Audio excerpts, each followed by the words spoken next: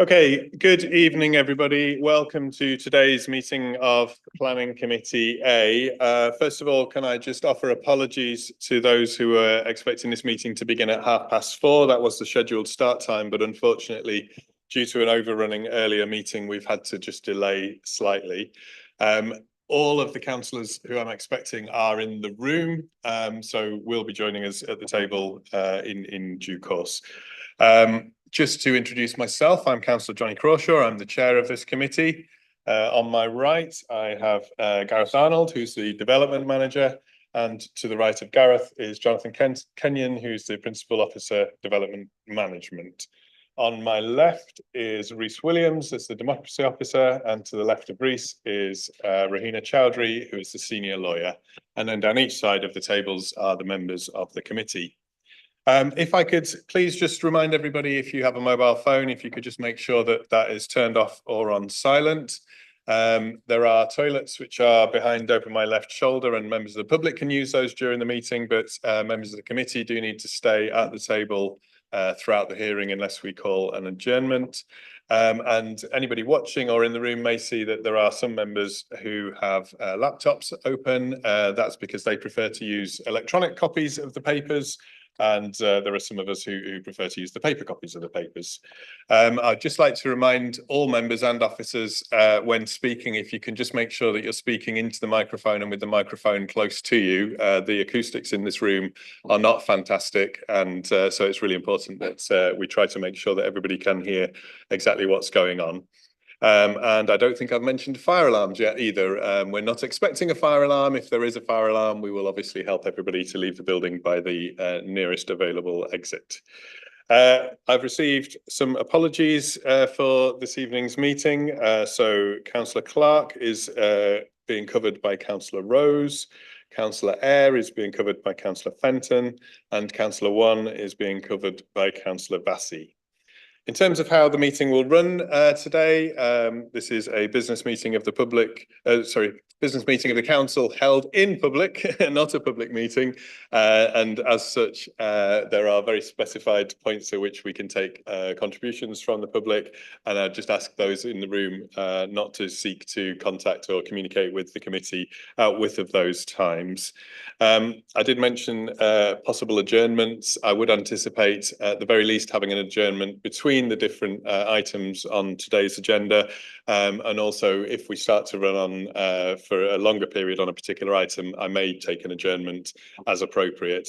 At the points at which there are adjournments, particularly if it's during a hearing, if I can just remind committee members and anybody in the room that they shouldn't be speaking with each other or anybody else about the application during that adjournment. In terms of each individual item, we follow the same process. And again, for the benefit of anybody who hasn't seen this committee operating previously, I'll just briefly run through. So officers will first of all talk us through the plans. I'll then invite members to ask any questions of clarification on those plans. Officers will then provide us with any update that there may be on the reports. We then go to the public speakers, and members of the public can address that particular item, and members may choose to ask questions of those members of the public. We then go to members' questions to officers on anything to do with the report, any issues raised by members of the public, or anything within the update. We then move into debate, and then finally come to considering the officer recommendation. And the process is we first of all consider the officer recommendation, and if that is agreed with, that's effectively the end of the meeting. And if there's any variation from that, then we consider any different way that we may wish to deal with the application. So I can now move us on to the agenda proper, and agenda item 1 is declarations of interest. Can I see any declarations? Councillor Whitcroft. Thank you, Chair. I'm the councillor for Fishergate Ward, and all of the applications today are in Fishergate Ward. Regarding application 3A and 3B, I do not believe that will impact my decision making whatsoever, and I'm happy to continue to sit on this committee for those applications. Regarding application 3C, I will not be taking part in this meeting due to views that I've expressed previously. However, I will be taking part in the public participation, and the monitoring officer and yourself, Chair, are already aware of the situation.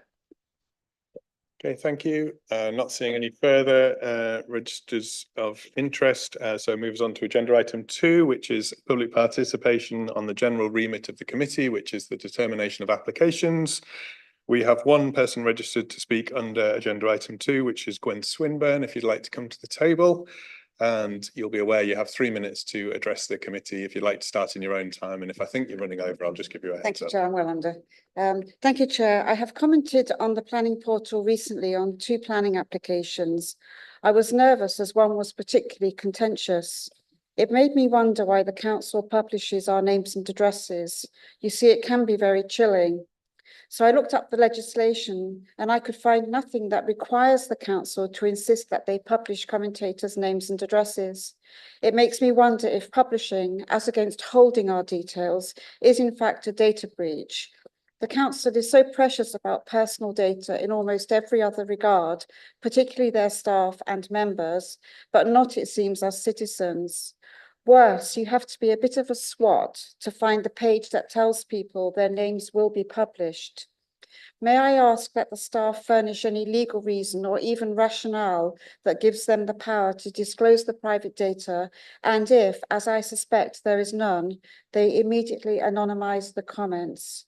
Second, Chair, members, I was shocked to see a very extensive key decision on the station gateway recorded as an officer decision held deep in the bowels of ModGov database and published a whole month after the Chief Operating Officer made the decision.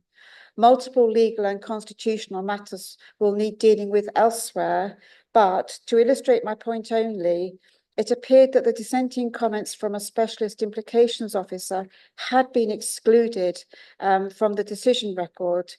Considering the decision was all about disabled access, this concerned me. One wonders if the key decision maker, the chief operating officer, had even seen the dissenting brief. There is no evidence that he did. In order that specialist implications officers are not airbrushed from the record when their views don't fit, may I ask that all internal consultees are listed, their views presented, particularly in dissent, so we have confidence that the lawful decision makers, whether members or officers, are provided with all views, particularly dissenting. There could be legal jeopardy otherwise, Chair. Thank you. Thank you very much for your comments. The Information Commissioner, I believe, has given some advice regarding the privacy notice, and I believe that Councillor Pavlovic, as the exec member with responsibility, has taken that up with officers. And likewise, I'm aware that there's some conversation that's gone on with Councillor Pavlovic as the responsible officer regarding the comments and how they're recorded in reports. I've satisfied myself that they have been received and have been taken into account in the reports that have been delivered to us. But I understand that a variation on the process that's been followed to date has been instigated last week, and we'll see how that comes forward. Thank you very much. Thank you. Okay, so we can move us now on to agenda item 3, which is the plans list. We have effectively 3 applications before us, but for 2 sites. So my intention is to take agenda item 3A and 3B concurrently, as they both pertain to the retreat. One is for the planning application and one is for the listed building consent.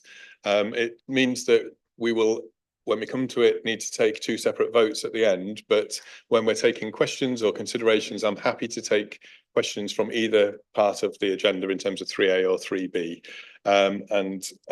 My intention is to ask Gareth to talk us through the plans, but because it's quite a complicated site, I've asked him just to pause at appropriate moments in the plans to invite questions on each section, rather than us listening to the whole set of plans and then bouncing around as we go through, trying to remember various parts of the application site. So Gareth, if you'd like to talk us through and then just indicate when it's appropriate moment to pause. Okay. Bear with me, it's quite a long one, this. So the application site is the retreat on Heslington Road. Planning application is for the conversion, redevelopment and certain elements of new build to provide 120 dwellings within use class C3. So the sites within the retreat and Heslington Road Conservation Area, and the application officer's report outlines the implications for that.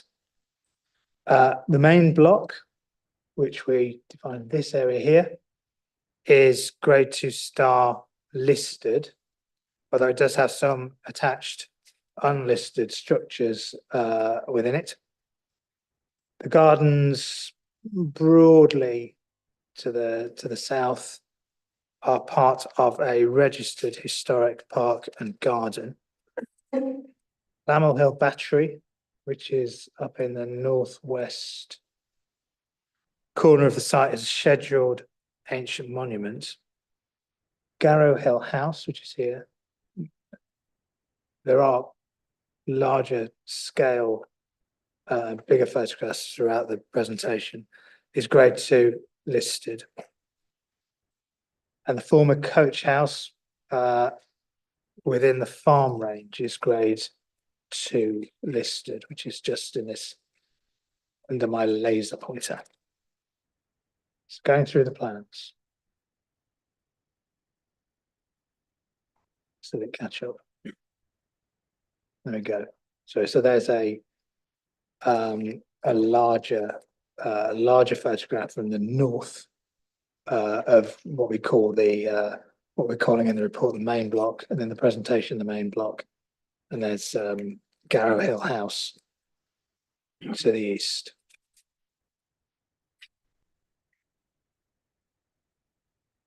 Proposed site plan. So main block, areas of car parking, broadly following existing parking on the site. The new build housing to the northeast. The farm range. A site demolition plan. Largely confined to later additions and areas which are considered to be unlisted, even though in some circumstances they do attach to the listed building. A landscape master plan which shows proposed works to the historic park and garden.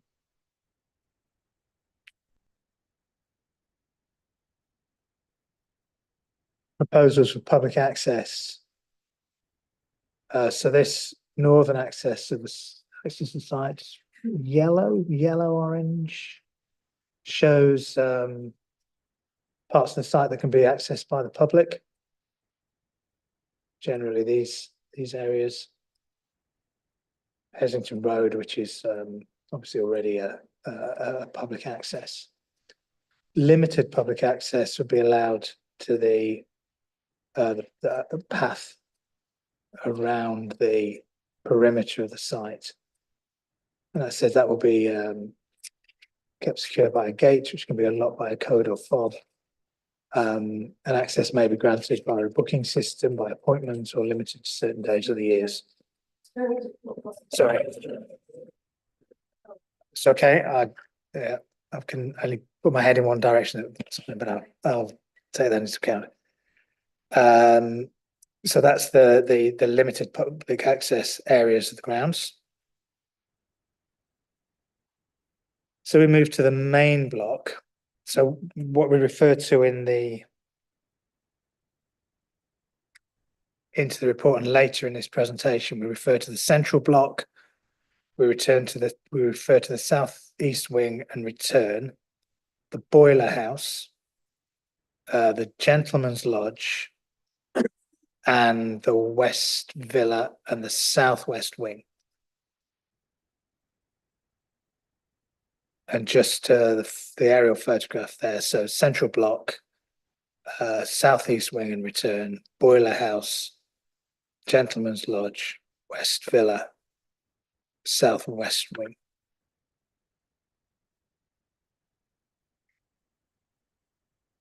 So that translates on the screen. So this drawing shows how the grade 2 star listed central block is converted into residential apartments.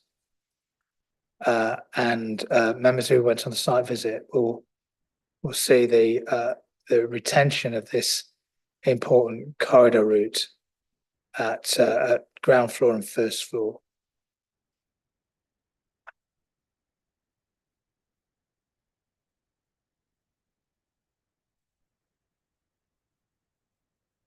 This shows the lower ground, and the reason for this is another intervention to the listed building is the excavation at lower ground floor for the provision of light wells to give some outdoor space to the flats at that level. And this is largely a reversion to an original situation. So this is the southeast return wing. So this area here, with the photograph is looking at this along this elevation. So these, unfortunately, they're in shadow, but these windows originally were deeper and were provided within a light well. So the plans propose a reversion to that situation, to give some outdoor space to those flats. Jonathan, you can take over here, but the main block southwest wing. So this illustrates areas where we're introducing, or the developer rather is introducing roof terraces or balconies. So do you want to say something about this one?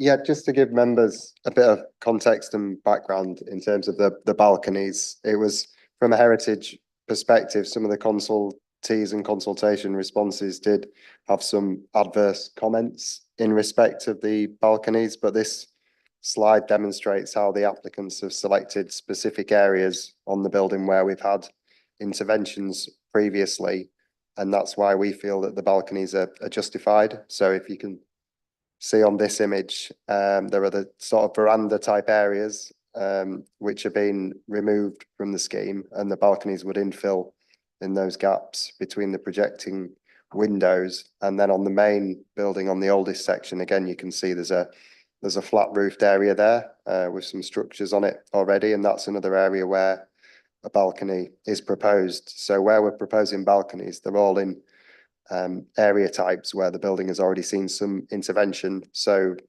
given the situation that we've got at the moment, we've taken the view that the balconies aren't harmful.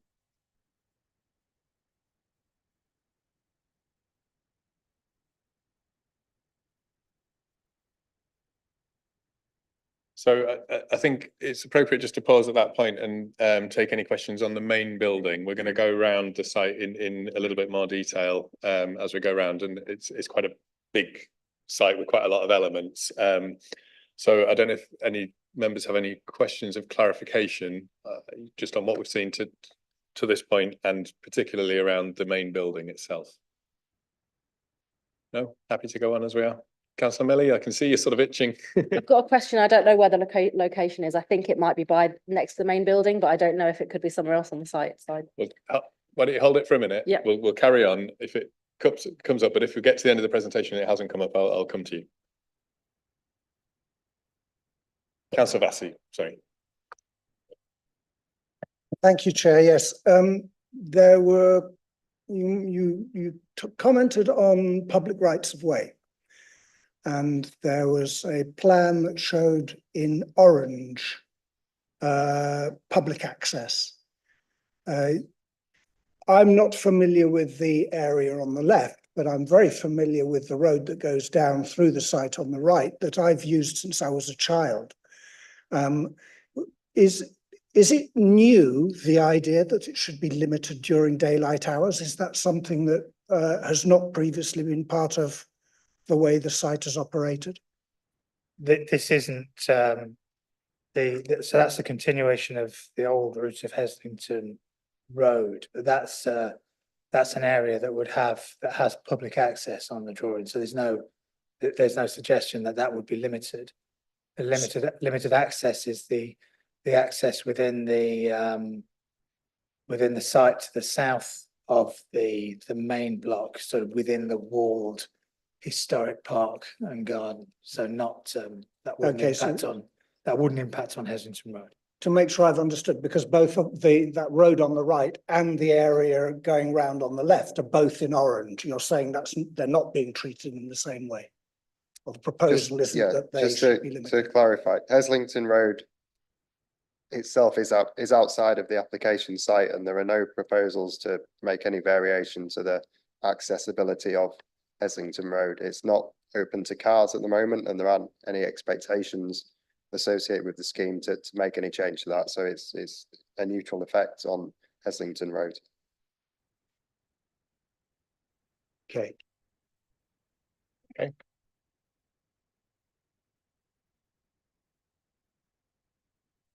remember where I was now. Oh, here we go. So,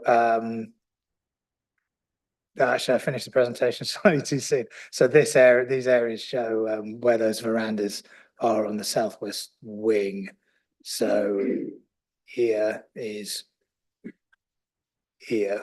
for example, and also a general view of how that wing is going to be subdivided to accommodate flats.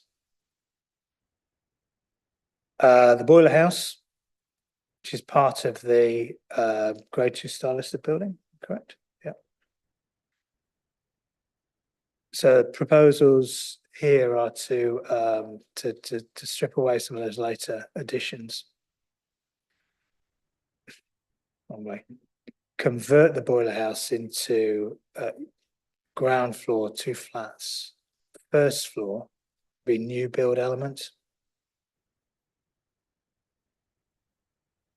So provided in this contemporary scheme, set back behind the parapet wall as it faced the outside face of the boiler house. So well set back from that east elevation.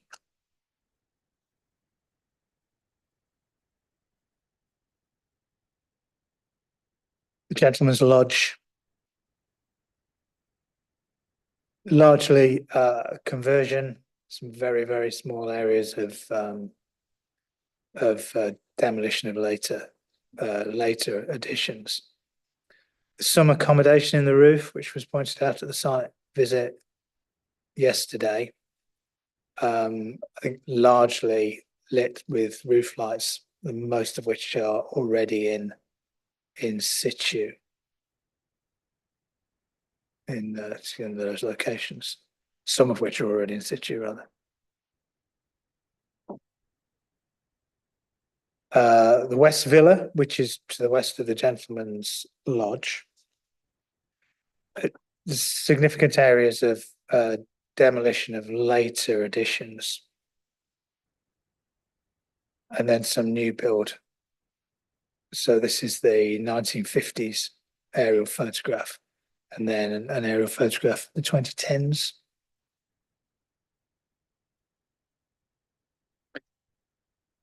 So, yeah, I might be able to see. So these areas in purple, they are the original parts of the structure. So there's not a great deal of original building that's left at ground floor and then at lower ground floor. So the proposals are for a restoration of the important parts of that lodge, and then a new build contemporary proposal to clearly differentiate it from the historic original. Okay, and the basement area there is already is an existing structure, so there's no new excavation there. So that's a good stopping point for that Okay, so again, if there's any points of clarity on those parts that you've just seen, the Gentleman's Lodge and West Villa, Boiler House, I think everybody's reasonably content. Okay, if you want to carry on. New build housing. So this is a detail of the site plan.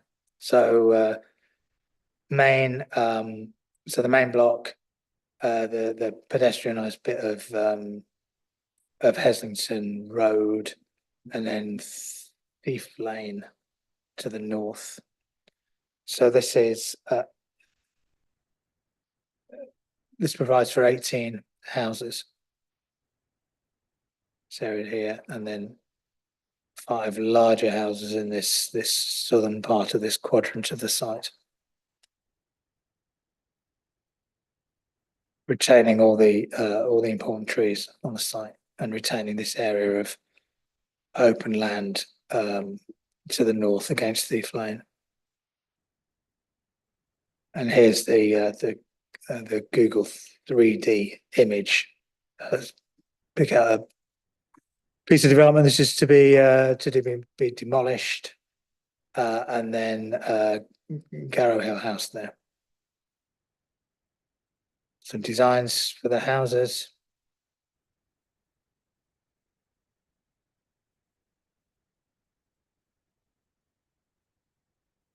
And these houses, this is a design of the 5 houses that sit to the south of that area.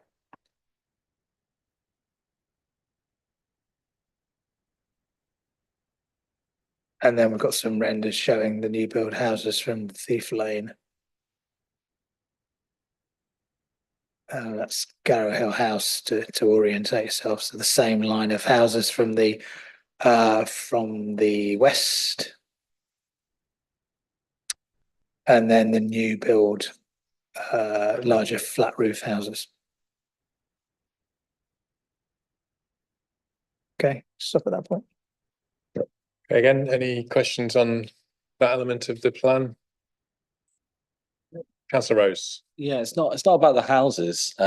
It's the top end of the Heslington Road pedestrian cut through, if you want to call it. And I only go back about 20 years to the Our Good the Sea band days, not quite as far back as Christian, but it's always been a bit of a rubbish road. But that top bit, you can see it narrows on that plan. On a bike going up or down, there's always a lot of problems around there with cars and bikes and so on. I just wanted to check if there's anything in this that is, if it's just staying exactly as is, if it's being maintained, brought up in quality but no changes, or if there's any change in that top road bit as it enters that bit of the site. We haven't got a plan to properly explain it, but there are some proposals that would be secured by planning condition that the highways officers requested that give a bit more clarity as to who's got the right of way along there, so that there would be reconfigurations in the road layout, so it'd be clear that as you're going down Heslington Road, that's the street that has priority, so there wouldn't be any confusion that if people are driving into the sort of areas of the retreat that they get priority, that the existing public footpath and cycle route would be the one that had priority. So we haven't got the drawings that clearly show what's proposed in that respect, but there are proposed changes to road markings and the like that would secure that. It's just to follow up on that. What's the visibility like coming out onto that bit of road at the top left? Because it looks like there's a big tree in the way, looking left out of that exit as you're going out from the new site into proper Heslington Road, if you like. And B, at the moment, I would say it's relatively ambiguous when you're cycling northwards, whether you're supposed to cycle on the path or merge onto the road properly, and whether that complicates things if you're cycling past at speed, whether you'd see a car coming from the right or not. Feels like there's a little bit of it feels like a challenging spot to not have a plan for. Well, we wouldn't anticipate anyone. There are gates that would have access into the new build housing section, so we wouldn't expect vehicles to be moving at anything more than 20 miles an hour as they pass through that area. But the use isn't the number of cars and whatnot that would be using those areas of the site are not expected to change. And as you can see that that main entrance is outside of the site in terms of going onto Thief Lane. That's outside of the site, so there aren't any changes proposed to that as such. There's for pedestrians crossing the road, there's a condition that seeks to secure improvements to that. So on Thief Lane, there'd be crossing improvements. I think you can see the little island that's there at the moment, so that's going to be enlarged. So it's better for pedestrians and it's a sufficient size for cyclists if they want to cross the road as well. Thanks. Yeah, I guess my concern was less around the Thief Lane, but more the bottom of that very thin bit, that's that little corner there of when people and bikes are coming in both directions, and you've got the addition of the new cars coming out. But we can converse about that later. And I just wanted to get clarity on what the plans did and didn't contain. Thank you. I think, well, yes, that's why the line's a bit confusing, because the public highway is probably the old alignment of the road. So that's kind of cutting across a grass verge at the moment, whereas the road bends round as it's shown on the. Yeah, I mean that little bit is a path that goes through, but the bikes use the road itself, generally speaking, but they don't solely. But that's not a highway, but people will be using it, I guess, is the is the question.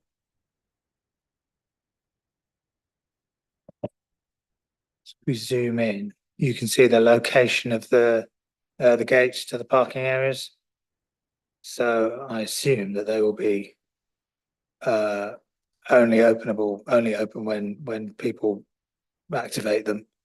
So that hopefully will slow vehicles down in terms of ones going into the site here and approaching those gates. Those I think are okay. If you inch just a little bit upwards and right hand side where there are the 3 trees and there's the road that goes between those to the other houses, it's the cars coming out through those trees when bikes are speeding up northwards, turning round the bend from the southeast as they go past those 2 gates on the left and they go round to the right and then loop round on the bit that's not public highway, where they currently drive on that, or they cycle on that road.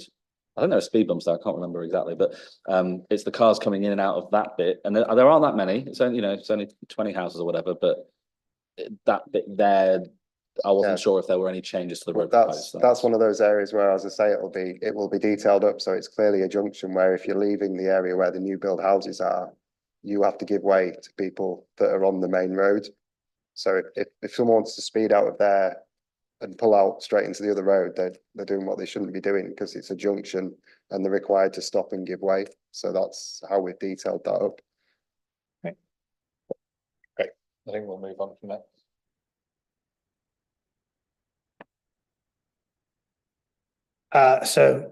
Garrow Hill House, which is grade 2 listed, and this is to be converted into residential, and the proposals here show how that conversion will be affected, and it has been subject to negotiation and change to the scheme to satisfy comments from the conservation staff.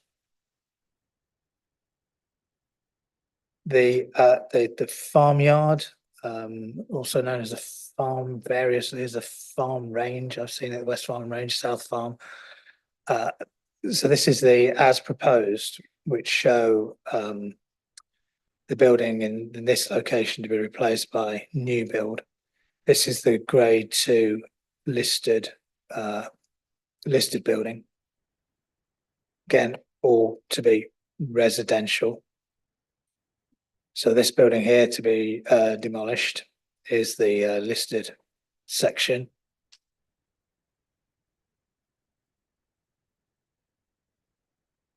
That's the listed building. The West Farm Range. I think we got down as far as this building on the site visit. I think we stopped at about here, didn't we?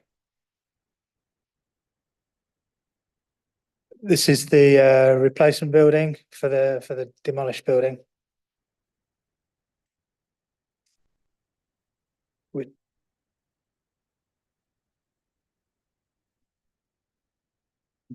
And then this is the conversion proposals for the coach house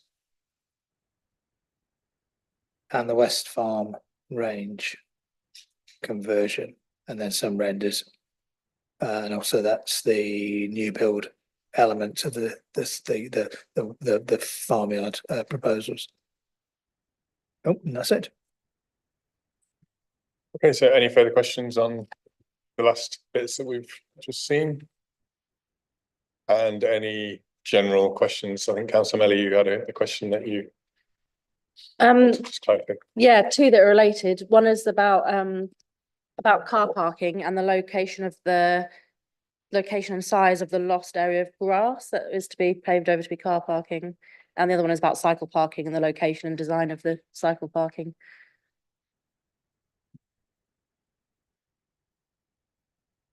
Is that this area? I think in the report, it doesn't say where, it just says that there's an area of something that's currently grass, which would be lost for Okay. car parking, but it doesn't say where. Is that this area?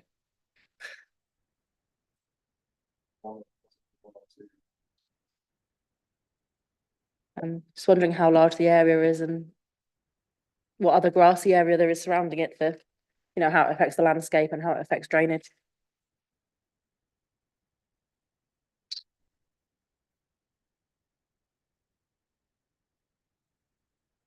Well, in terms of the drainage, there's a drainage scheme that's been approved with a restricted runoff rate, so that's taken care of. They're just there are just occasional very minor areas across the site. They're generally areas where there is already car parking, but it's been reconfigured slightly. So the one that we've zoomed in on, there is, that area does have a slightly larger grassed area. I don't know what it is by area, and some of the car parking spaces eat into that, but there isn't really a perceivable change in the landscape. There's not noticeable large areas that are given over to development to accommodate car parking. There's a mix of solutions in terms of cycle storage. In certain places, the cycle storage is in the basement. And it's shared around the site. In some areas, we couldn't put it in the basement because the gradients would have been too great. So in other areas, there are external spaces within areas of the car parking where we've got cycle storage enclosures and bin enclosures, and they allow for some oversized cycles as well. So, but generally, the cycle parking is sort of distributed fairly across the site, and we've got there is a plan that shows who has access to which cycle parking to show that it's sort of as close as it can be to that specific building. And what's the design of the cycle parking? Is it Sheffield stands? But and some of them with a wider gap between. Most of it is Sheffield stands. So I don't know if you noticed it, but on the boiler house drawings, the basement there, that's all cycle parking with the ramped access. And it's got Sheffield stands in there. The enclosures that are external, the majority of those are Sheffield type hoops as well. And again, that some of those spaces are large enough to cater for oversized cycles. If the majority of them are Sheffield stands, what are the others?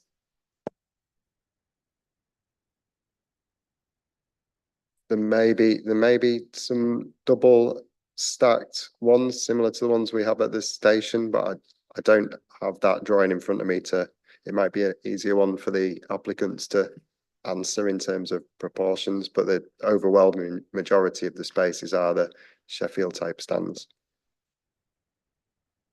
Okay, just while we're on car parking, I will come to you in 1 second, Councillor Whitcroft, but just while we're on car parking, there's mention of some covered areas of car parking as well, which I think proposed to have photovoltaic cells on the top or on the cover. Do you know where they are?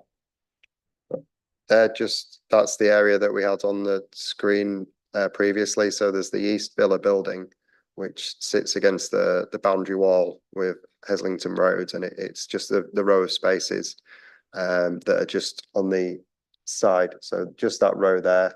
And the reason why the applicants have covered them is because they want to have PV panels on the roof. They want as many PV panels as they can get across the site, basically, and they see that as an opportunity as a way of having PV. So it's just that specific area by the boundary wall. Thank you. Councillor Whitcroft, I think you had a question. Thank you, Chair. Yeah, just a broader question for the whole site around public access. From what I can see, there are going to be some areas with full public access and some areas with public access that are some areas of access that are administered by the management company. Is there any way that you can show to us which areas are public access completely and which are just going to be administered by the management company?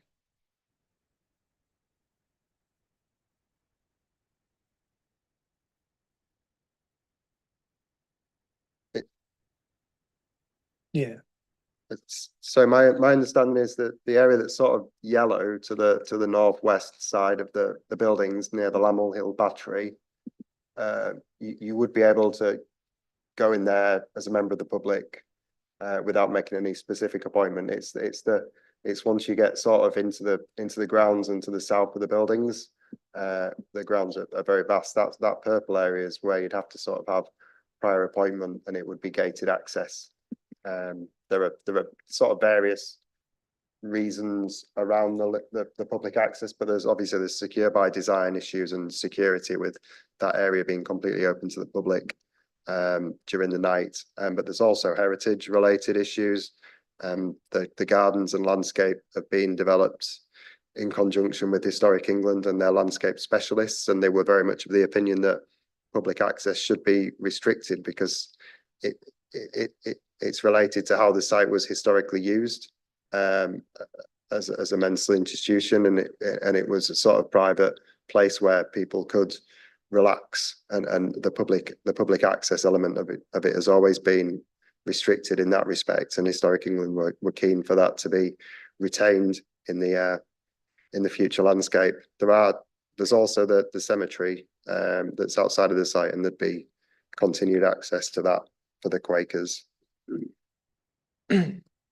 Yeah, that's sort of a point. It might be something to bring up a little bit later, but it says that the Quakers will still have access to the site. Presumably that means the site will remain as it is now with public access. It's not going to be, the site won't be managed, the Quaker burial ground won't be managed at all by the management company.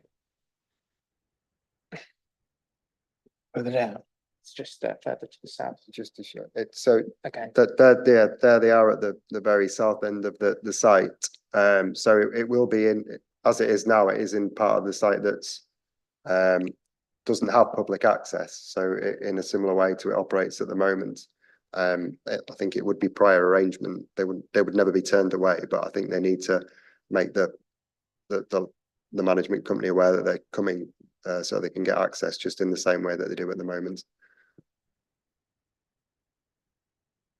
Just sorry to jump around, but I found the plan of the cycle parking, and they are all Sheffield type hoops across the provision. I don't think we have anything else. Okay, so just back to the burial ground there. So the access will be managed by the management company to the burial ground then, even though it's not directly on the site.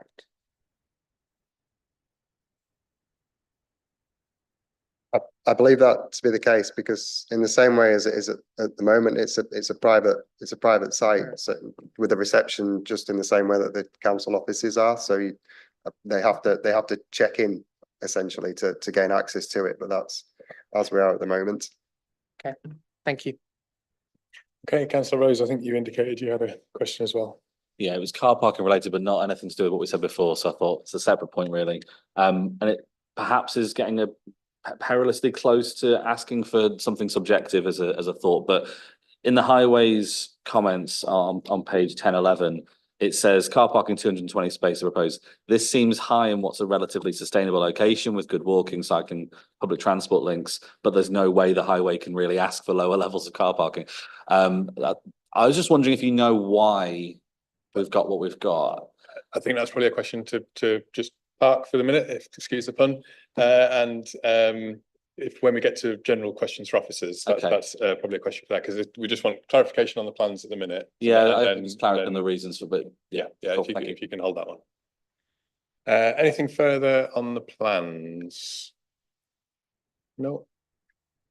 Okay. In which case, if I could just ask for any updates. Oh, apologies, Councillor Burton.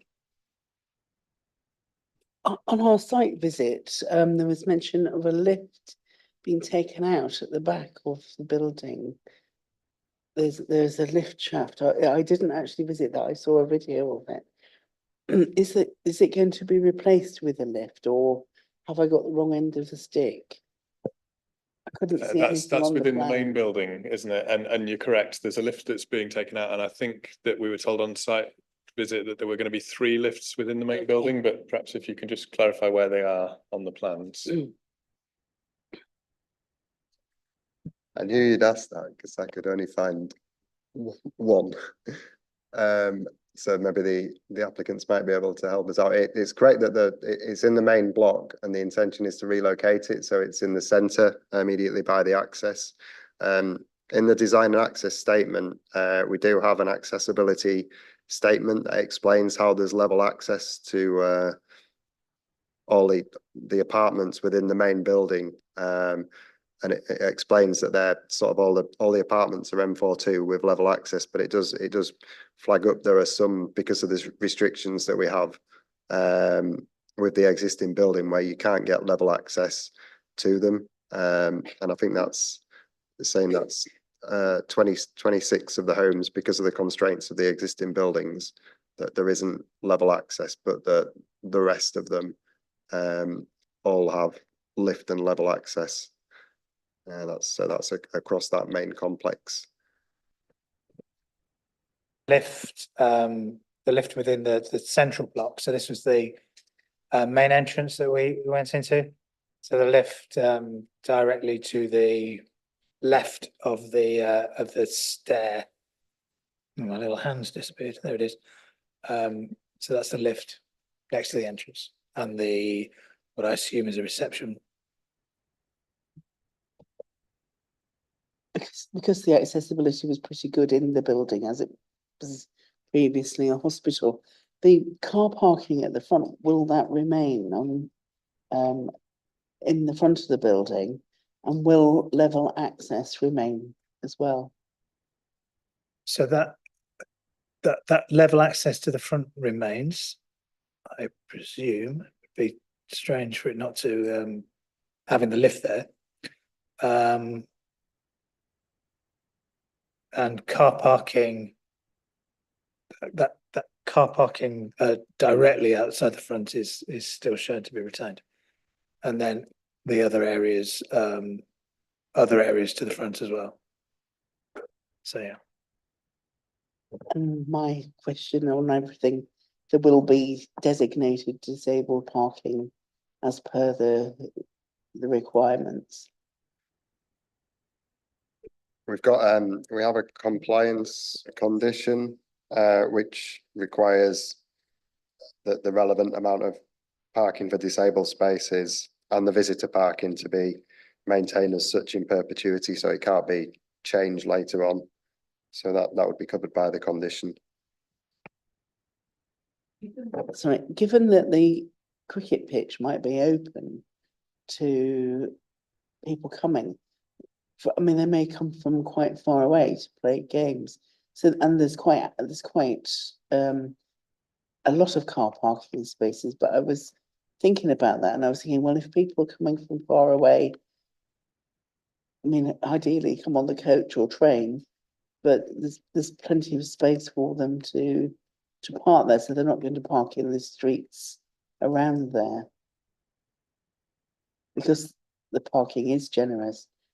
And this is slightly tied up with it, that the area has a low car usage rate of residents. Is that because of the students in the area? Or is that just beyond your remit to know that?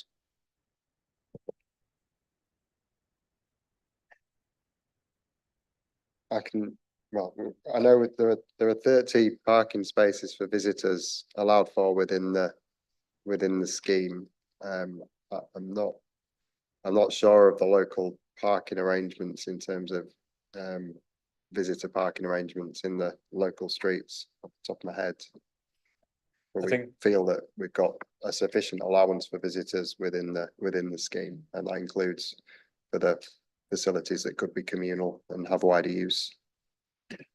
I think the question of the broader transport in the area and car usage is one for officers when we get to that section. But again, if you just hold that thought and we can put it to highways. Okay, I'm going to move us on to the officer update. So if you could just talk us through any updates that there are to the report, please. That's In terms of the update, and partially it follows some of the questions we had on site as well about trees, tree protection and protection of protected species during the construction stage. I realised we'd not had it in the report, but so we proposed there's a condition to be added. There's an arboricultural survey that's been submitted with the scheme that shows tree protection during construction. So there's a condition to make sure that that's adhered to, and we have a full schedule of that would show how all the trees that are shown to be kept will be kept during the construction. And we propose there's added informatives about nesting birds and how we deal with any invasive and non-native species. That's all for the update. Okay, thank you. So just to remind members and anybody watching, we'll take questions on the update and the report once we've been through the public participation, which is the next section. So we have a 2 or 3 people registered to speak under this section. So if I can invite, first of all, Jeff Beacon, who's registered to speak around the car parking provision. Mr. Beacon, if you'd like to come to the table and well, it's the second time today, so you'll know what to do. It's 3 minutes to address the committee, and I will give you a nudge if I think that you're running over your 3 minutes. If you'd like to turn your microphone on, and then you can just start in your own time.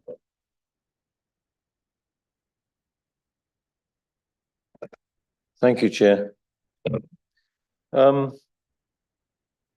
This development is clearly for quite affluent people. 2 cars per household, roughly.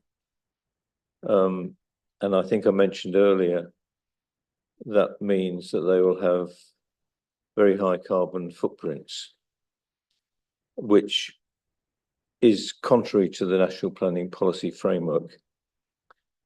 Now, I think there's a stronger restriction than the NPPF, which is with the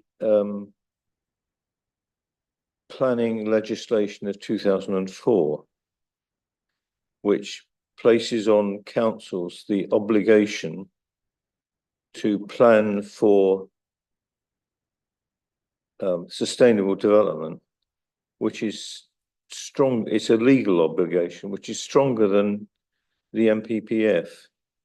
So I would be grateful if this committee could be appraised of the situation, because if you're planning for people that are going to have 10 or more tons of carbon dioxide equivalent a year, which runs out of the remaining carbon budget very, very quickly, that's just not environmentally sustainable, let alone York's slightly ridiculous claim to be aiming for zero carbon by 2030. We all recognise, don't we, that that just isn't realistic, and we'll get nowhere near this. And planning for people that have got 10 to 15 tons habits makes that worse. So it will be worth checking with some planning legal people whether the requirements of the planning legislation of 2004 really does affect this situation where you're planning for very large carbon footprints, unsustainably large carbon footprints. I hope you can do that through the chair. Thank you. I hope you have decent legal experts that can tell you the score on that. Thank you very much. Thank you for your time. If you just want to wait, if there's any questions from members, I'm not seeing any hands, so thank you for coming. The next person I have registered to speak is Martin Ford, who is a trustee of the retreat and speaking in support. Councillor Vassie. Sorry, Chair. Can we ask officers to respond to what was just said?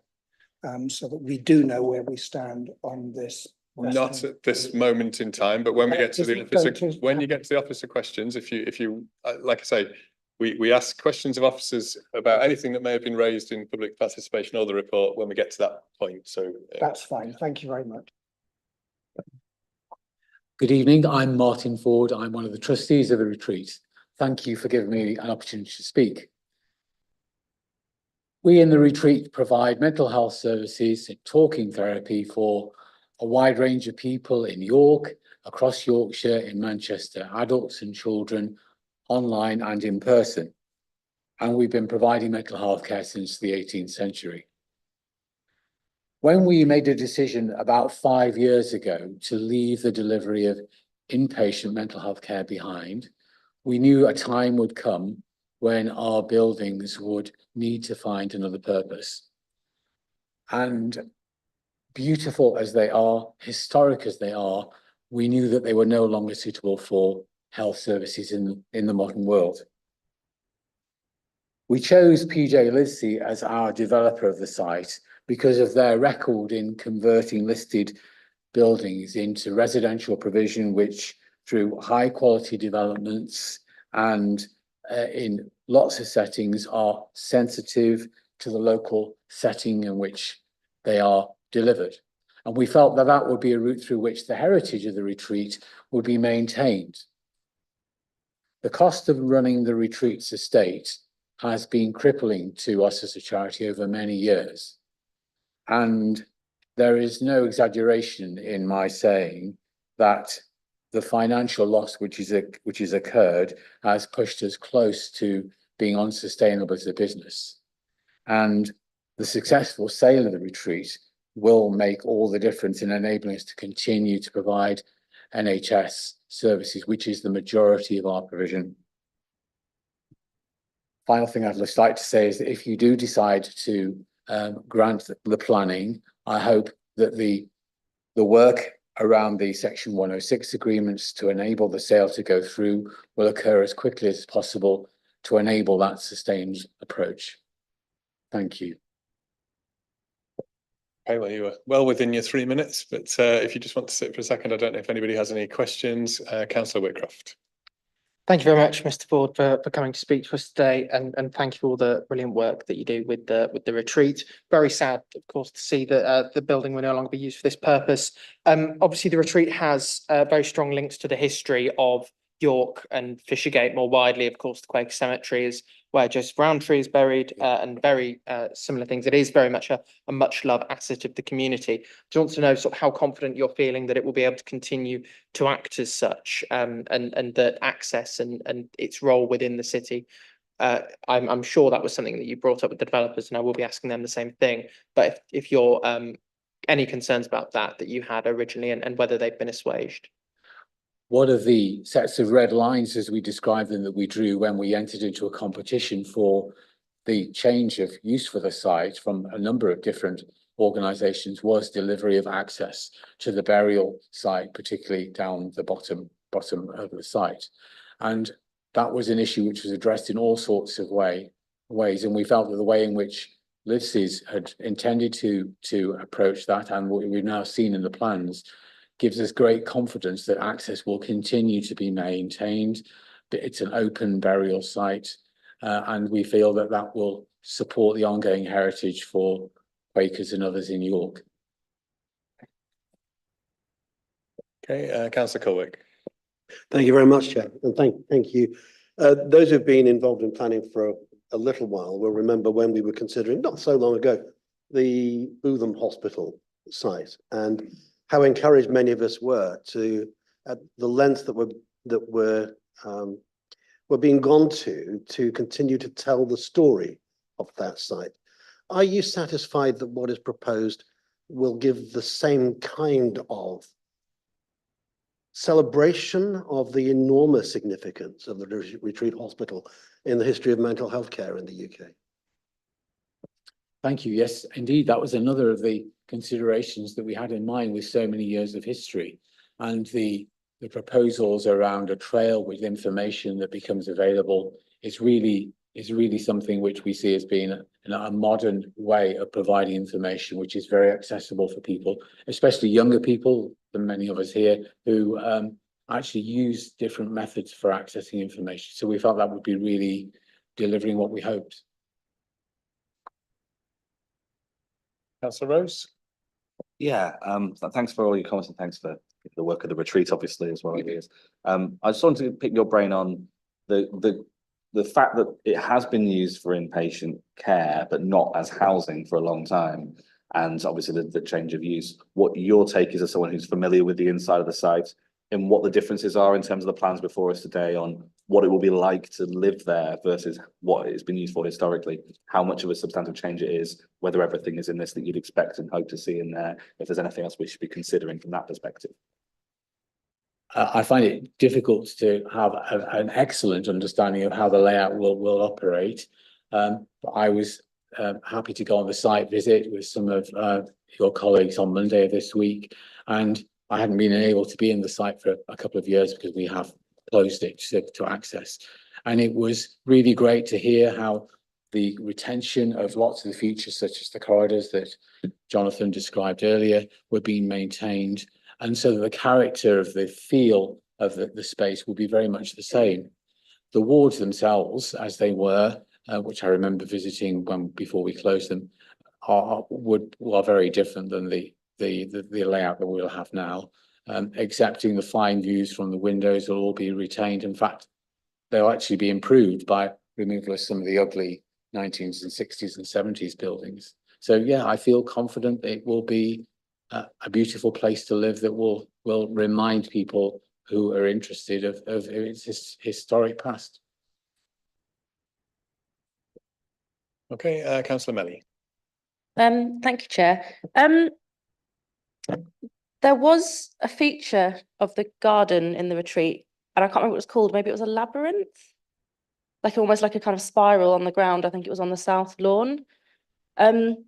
The report talks about the landscape master plan and the importance of that plan, celebrating the extensive therapeutic landscape. And the importance of that therapeutic history being in the landscaping plan. Do you know whether that, I don't know if it's called labyrinth, but that feature is retained in the landscaping plan, and do you have a view on whether it should be? Is it an important part of that therapeutic history? The idea of labyrinths cut into grass is actually a very modern feature, so I don't think it's quite as historic as many of the aspects of the building. But for example, the burial ground and the rockery, which forms part of that tranquility garden, is very historic, and it's not Capability Brown. I don't remember the name of the designer, but that's all part of the heritage, and that's all being retained and will be limited public access. So it will be accessible for people. So I feel that's a really strong feature, maybe a bit more of an important feature for the history than what was the labyrinth. That's just my personal view, obviously. Okay, I'm not seeing further questions. So thank you very much for your time this evening, and obviously take a seat and can continue watching. So next we have Richard Lawrence, who is here speaking on behalf of the applicant. I'm not clear from the description here whether you're a representative of PJ Livesey or not, but I'm sure you can clarify that when you get here. And I believe you've got colleagues, Georgina Lynch, who's the Managing Director of PJ Livesey Group, and James Woodmansey, who's Board Development Director at PJ Livesey, who are available for questions after your 3 minutes. So you'll have seen how it works. If you want to just start in your own time, I'll give you a heads up if I think you're going over the 3 minutes, and then if you just sit tight, there may be questions from members. Thank you, Chair. Good afternoon, members. I'm Richard Lawrence. I am in-house architect and head of design at PJ Livesey Group. I'm very grateful for the opportunity to speak with you today. The committee report before you recommends approval for this planning and listed building application. I won't repeat all of the positive findings of the reports, but I would like to highlight several key points. Our designs have been meticulously developed in collaboration with officers and statutory consultees. We have engaged in several public consultations and met with local interest groups. We have carefully considered their feedback into our proposals. The financial viability of the scheme has been rigorously reviewed by the district valuer, and they have confirmed that our figures are robust and the minimum necessary to ensure the long-term preservation of the heritage assets. Our experienced in-house teams have crafted proposals that offer significant benefits against minimal harm. This includes, and is not limited to, the provision of limited public access, the creation of 120 new homeowner custodians, ensuring the high quality maintenance of the listed buildings and the registered park and gardens in perpetuity. This development will boost the supply of housing in an area with high demand and limited potential sites, addressing a critical need for the community. We aim to create lasting legacies that enhance the established community. The council has been working with the retreat clinics and other stakeholders for several years to support the appropriate reuse and restoration of the retreat hospital. Members can be confident that granting approval of this unique development will not set a precedent for this area of York. The process has been long and thorough, with high standards set by officers, consultees, and stakeholders. We strongly believe that this is appropriate, given the special nature of this site, and the scheme before you meets these high standards. In the PJ Livesey Group's 45-year history, we have successfully converted over 145 historic assets, including many hospital complexes like this one. We are among a handful of developers in the country with the experience, knowledge, and craftsmanship to take on such an exciting challenge. I will close with a quote from the committee report, section 5.97, which says, "The scheme would deliver restoration of the retreat buildings and ongoing maintenance and upkeep of the grounds. The application scheme has clear potential to enhance and better reveal the significance of the building and landscape, whilst finding a new viable use which would ensure the long-term sustainability of the site. What is very clear is that overall, the proposals would have a very positive impact on the historic environment on the retreat." We hope it has your full support. Thank you very much for your time. Thank you very much. That was bang on 3 minutes, so well judged. Members, if you've got any questions, if you could indicate, and Councillor Whitcroft. Thank you very much. Thank you, Mr. Lawrence, for that. Again, similar point around the management of access. We've spoken to Mr. Ford and we've had a bit of a view from officers about how public access will be able to be maintained to the site. I understand a lot of that will fall within the remit of the management company. Is there any more detail you can give us about how in your other sites, in your 145 other sites, that access has been managed and sort of how you'll work to make sure that the community and that people in York have the ability to continue to have access to these historic assets? Thank you, Councillor. Do you want to bring a plan up? Is that possible? Is it possible to bring up the plans at all, just to explain it? It might be easier to talk it through and see it, but if not.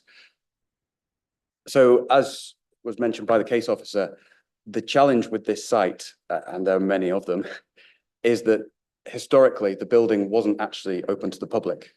And it's that balance of what we're trying to create and that as a community benefit, that as well as safety, security, but also notwithstanding the historic history that we really want to emphasize here, that we're wanting to create what is now on the screen, which is this limited public access trail, but it's a heritage trail. What we've done with many of our sites and doing currently in a few that are being built now is creating heritage boards so we can pick out the key features and even take some of the historic photos and show them in context of what people are looking at right there and then.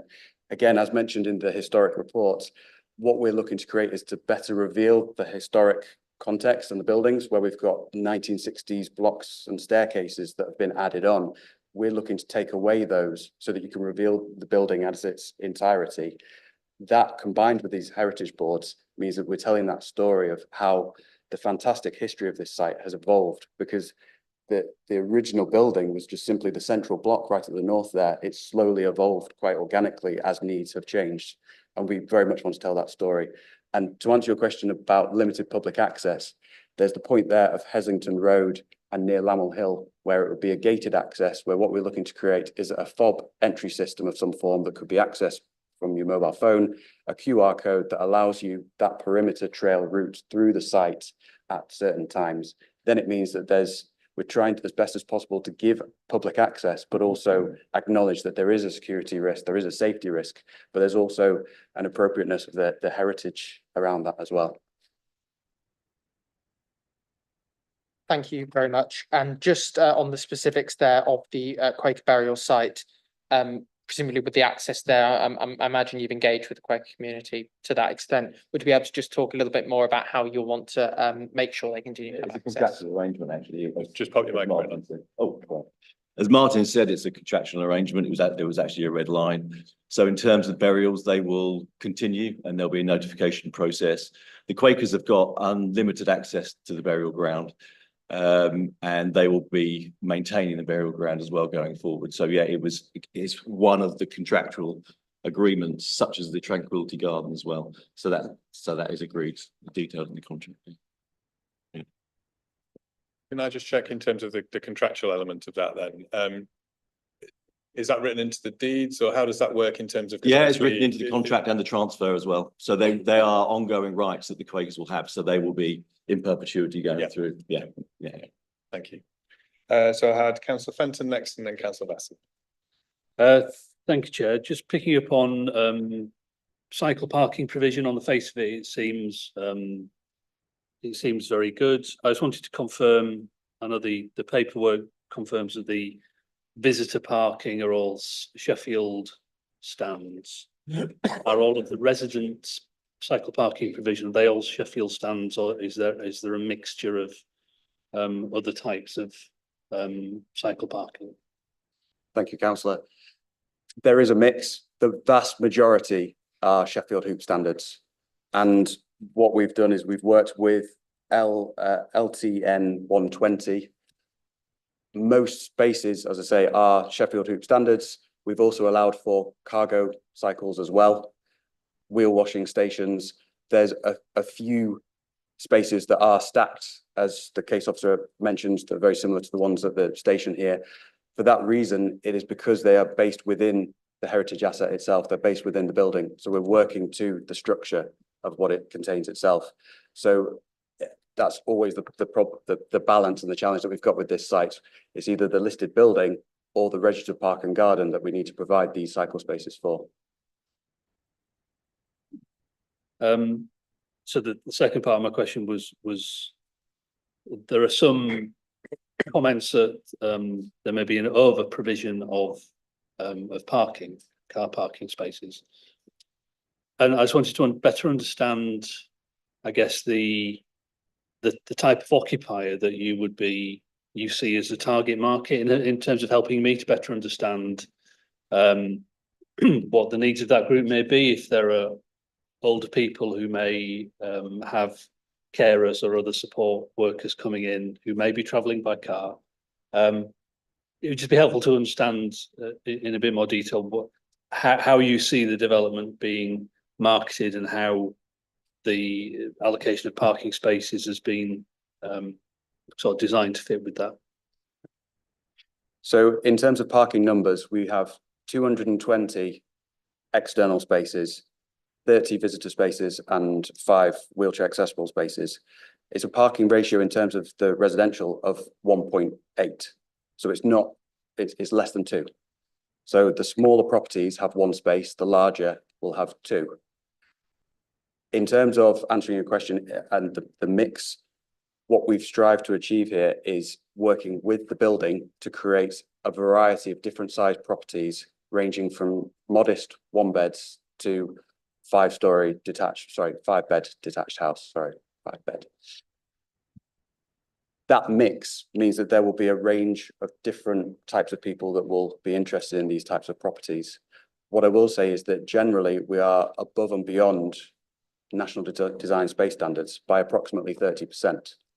And it means that for our new homes, there is the potential that they can be adapted to meet Part M 4.2, where it's adaptable future living. Okay, Councillor Vassey, was that a supplementary? Okay, just 1 second and I'll go to Councillor Rose for supplementary. The supplementary is around that car parking piece of It's, you know, you're gonna have a lot of different types of people there. It's clear that highways think there are too many car parking spaces here. Can you just explain a bit more about why you've added and you're taking away some of the green space for car parking when there's already so much car parking there, if that's okay? I'll answer that. Hi, good evening, everyone. Yeah, I think the key here is obviously down to viability. And as part of the research, we have to ensure that we can get the right, obviously, development, and it hits obviously key criteria for the perpetuity of the future homeowners. So on a lot of the research we do for those potential homeowners, parking is still a critical element of that. So for us to reduce that is going to put huge risk, obviously, on the saleability of these homes. So for us, that is a key element to obviously offer those minimum car parking to enable us to ensure we can obviously get the sales that are required to deliver on the outcome of the site requires. So that's really the main driver. I guess highways disagrees and they think this is more than you need, and they do this across the rest of York and know what we need. Well, I just wanted to check there wasn't like a specific this type of house is why we think that it's more. It's obviously there's a wide range of homeowners, and ultimately the parking is obviously a key element. We obviously satisfy EV charging and we have all that side to meet that, but taking away that car parking would obviously have a huge potential risk on the viability. And our key focus is to ensure the perpetuity of this site, and that means we've got to get sales to ensure that can happen.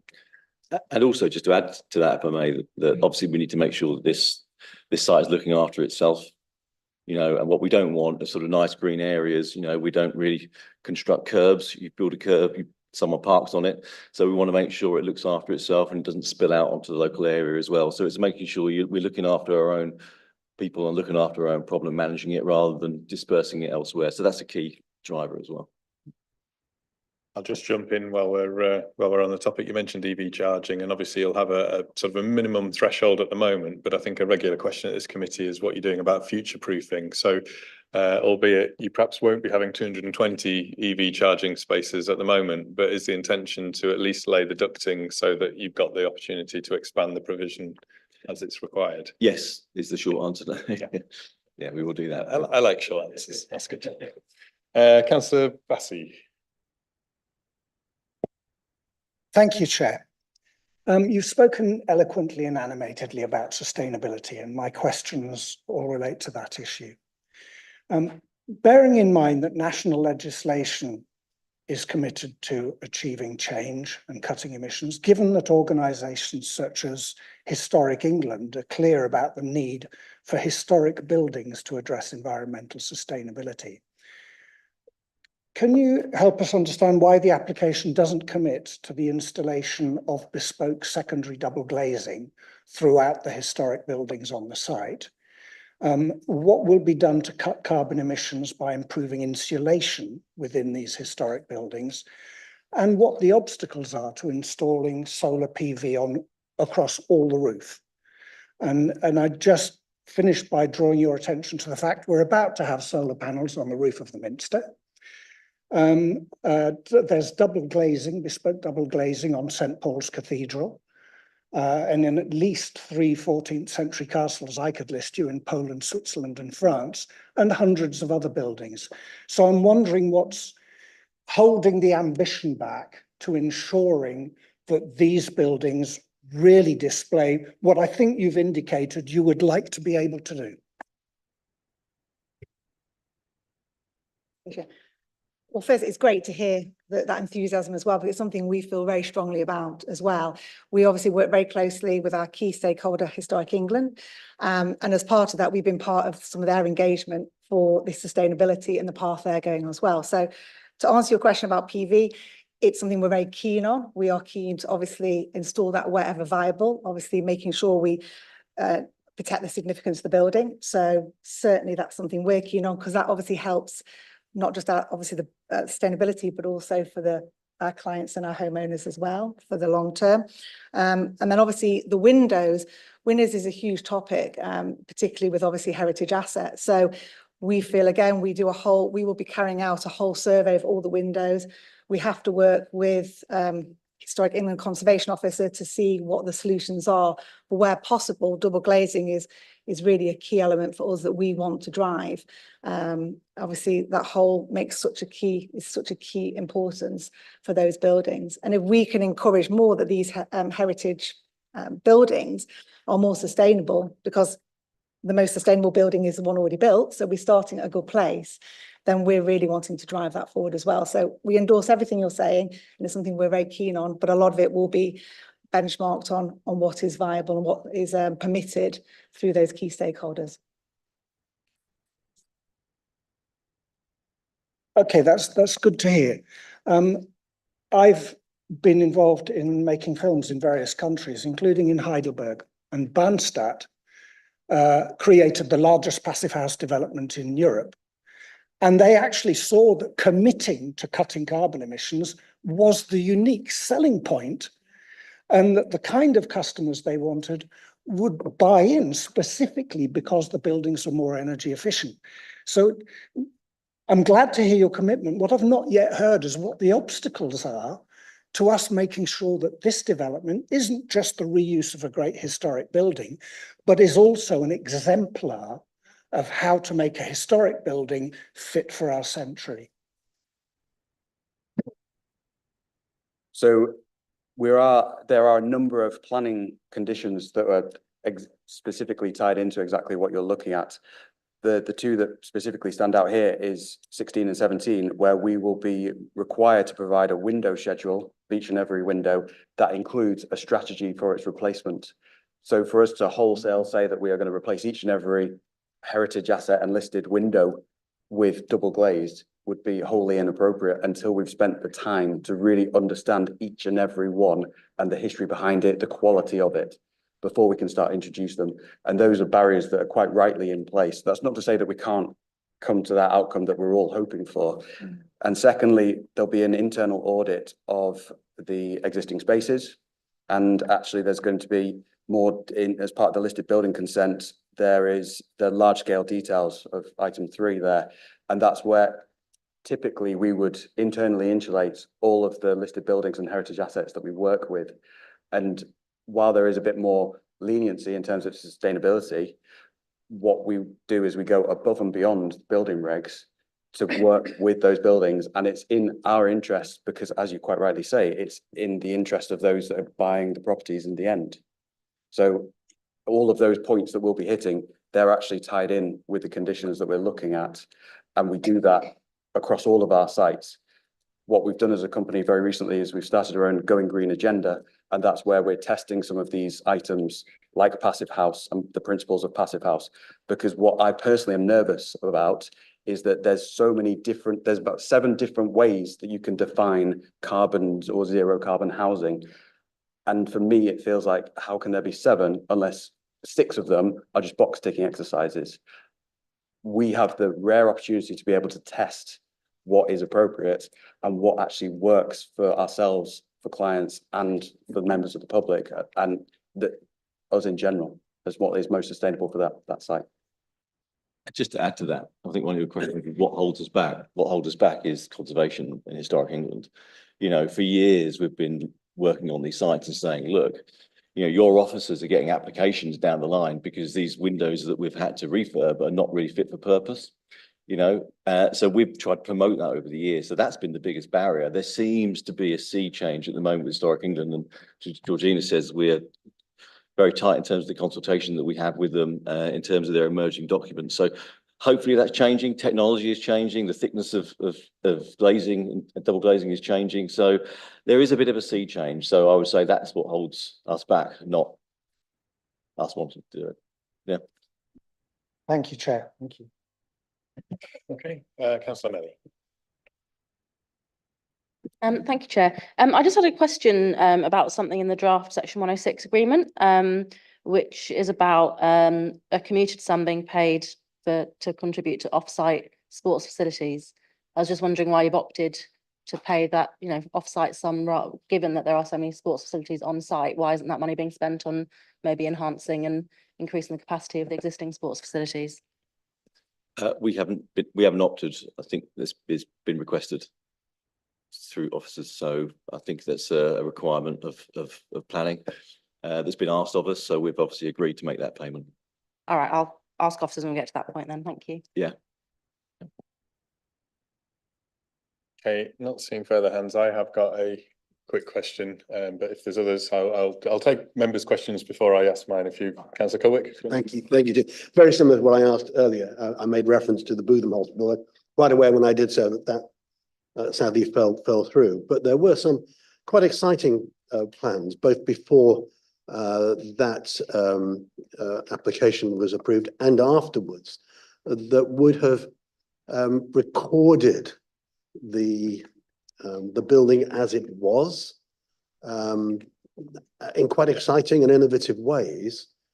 Whilst I'm delighted to hear about the Heritage Trail, I'm just wondering if there's more that could be done with the buildings themselves and the internal presentations and features, many of which will inevitably be lost, and with that the history being lost. And the kind of innovative things I'm referring to included sort of video capture in 3D that would actually enable that space to be used for future filming in a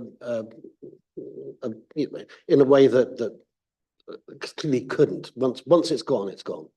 And recreating the building as it is now is clearly something that would not be an option later. Whereas exploring and recording what is there for a whole variety of purposes is something I'd really encourage you to think about. But maybe you're already doing this. Maybe you're doing this in other projects. I'm just asking whether you feel there's any more that could be done that would record and tell the story. Thank you, Councillor. So similarly, planning condition, we've got number 17 and listed building consent number 5 is an audit of internal spaces. And as you're suggesting, the easiest and best way is something that we've done very successfully on some of our current sites, which is what's called a point cloud survey, where you could create these fly-through videos, a bit like Google Maps, to see each and every room and how it currently works and looks.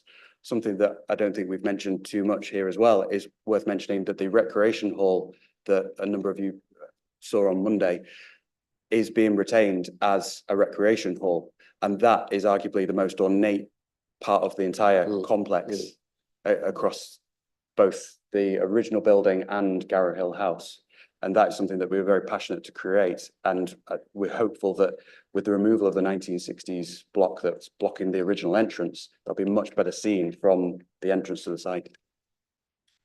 And I will just add that obviously William Tuke, who we should all be, I think what he created there was quite admirable and quite incredible, really. So the whole ethos of that well-being is something, well, we're going to call the site the Retreat, and it will continue that ethos with that whole well-being of the externals and that importance of outdoor space. And I know, as Jonathan mentioned, that's why having balconies in apartments and having that outdoor amenity as part of that bigger the development is so key to us, and making sure we continue that message of that well-being for the next sort of chapter of this development. Okay. So I think probably my question now, unless anybody else has anything else. I just really seeking a reassurance from you, and this is perhaps best directed at yourself, Georgina. In my ward, we have the Residence, which was a LIVSI project from a number of years ago. And when I was first elected as a councillor, I had to spend quite a lot of time actually working with residents to just manage the last parts of the development in terms of snagging and what have you. And there'd been a transfer over to a third-party management company. And there was a bit of grey area in terms of whose obligation it was to deal with what aspects, and it was minor. I mean, I don't want to make it into anything more than it was, but I know it caused some frustration for new residents into, they're very excited with their new property and lots and lots of great things, but then that niggle. And I just want to have that reassurance from you, really, that you've got a clear plan in terms of, I presume at some point LIVSI will have completed their work, they'll be handing over to that third-party management company, that perhaps there's some learning from the residents or other developments in terms of clarity over obligations for those last 5% of the development or those snagging things or whatever, so that everybody is clear how to resolve those last bits of the development. Really valid point and a really good question. So yes, what you're saying certainly has been recognised, and what I can honestly say as the leader of PJ Lives is say we've recognised, which all businesses have to do, areas that we've had to learn lessons from, and we certainly now, as we as a company are evolving forward, looking at in ways we can improve in terms of obviously our client journey, and ultimately ensuring when that client journey is handed over to a management company, that all those obligations that we are obliged to do as that developer, that we deliver on, and where we don't, we obviously ensure that we have the right process in place to ensure we can prevent the examples of obviously what's happened on previous sites. So yes, I feel very strong, and if that is not the case, then you can certainly pick up the phone and contact me, and I'll make sure that we can get those addressed. Thank you, much appreciated. Councillor Rose. It might be a one-word answer, but we'll see. But I didn't say before, but I applaud you for the work that you put into here. It's obviously that you've done your best to try and you use an existing site in the best way you possibly can. And it's good to see. One of the challenges you've got, of course, is the existing place. We mentioned before about the highway that cuts through the public access and the pedestrian and cycling. I just wonder whether you had anything else to add around that corner and the pedestrian cycling safety on top of what had already been said. Yeah, that was quite a point of contention with the highways officer, and we spent a lot of time detailing that corner in particular. So something that you might have picked up on was the retention of the existing white lines that were in that place, and the or rather the removal of the existing white lines and putting new dashed white lines so that it was much more legible, that for that corner that you were talking about, it would cause vehicles to stop at that point, so that the priority was for the cyclists coming through the old Heslington Road route. Similarly, that was why we positioned gates that were conditioned to open inwards, so that it physically slows down any vehicles coming from the south or from the small parking court from the west, so that again, priority is very much given to the cycles. What was also picked up on during the conversations was that there was that slight strip that runs through that's, as the case officer mentioned, it's mostly used by pedestrians, but I appreciate some cycles do use it. We'll need to detail that, and it is conditioned that we will detail that in greater lengths. What I would recommend is that, in fact, the pedestrian route follows the vehicular route, so that it's legible for everyone then, so that cycles then follow the route they have given priority because of the lines, because of the gates, and then pedestrians follow the same path. It's a tricky area because that bit of land we don't or wouldn't be owning. It's currently in the retreat's ownership, but that bit of land seems to be no man's land. It's not owned by the council, and it's not owned by the retreat York. So that's why there's this awkward little bit that's left. Okay, and Councillor Moroney. Thank you, Chair.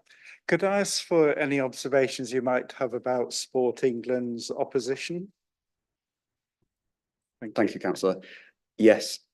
So again, this was in the balance of the fact that the grounds are a registered park and garden in themselves. They are listed in themselves.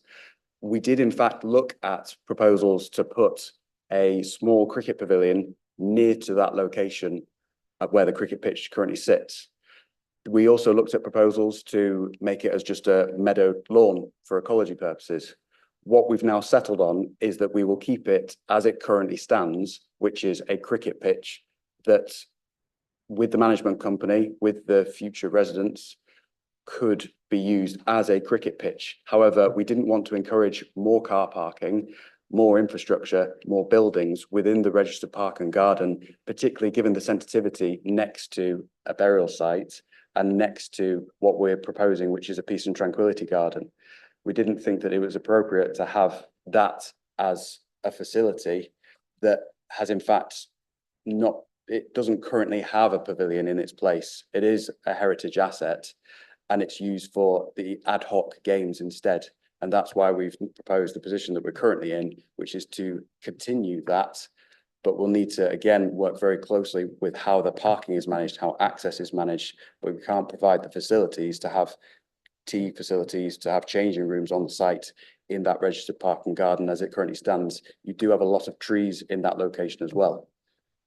So we spent a lot of work, and it was unfortunate that we couldn't bring Sports England along with that journey, but it was that balance of heritage and planning and ecology versus the cricket facility itself. Could I quickly ask one supplementary? I think some of their reasoning was the potential conflict between the cricket pitch and the tennis courts. Yes, something that was mentioned in the committee report is that they were looking for a ball strike area to mitigate the safety and the relationship between the tennis courts and the cricket pitch.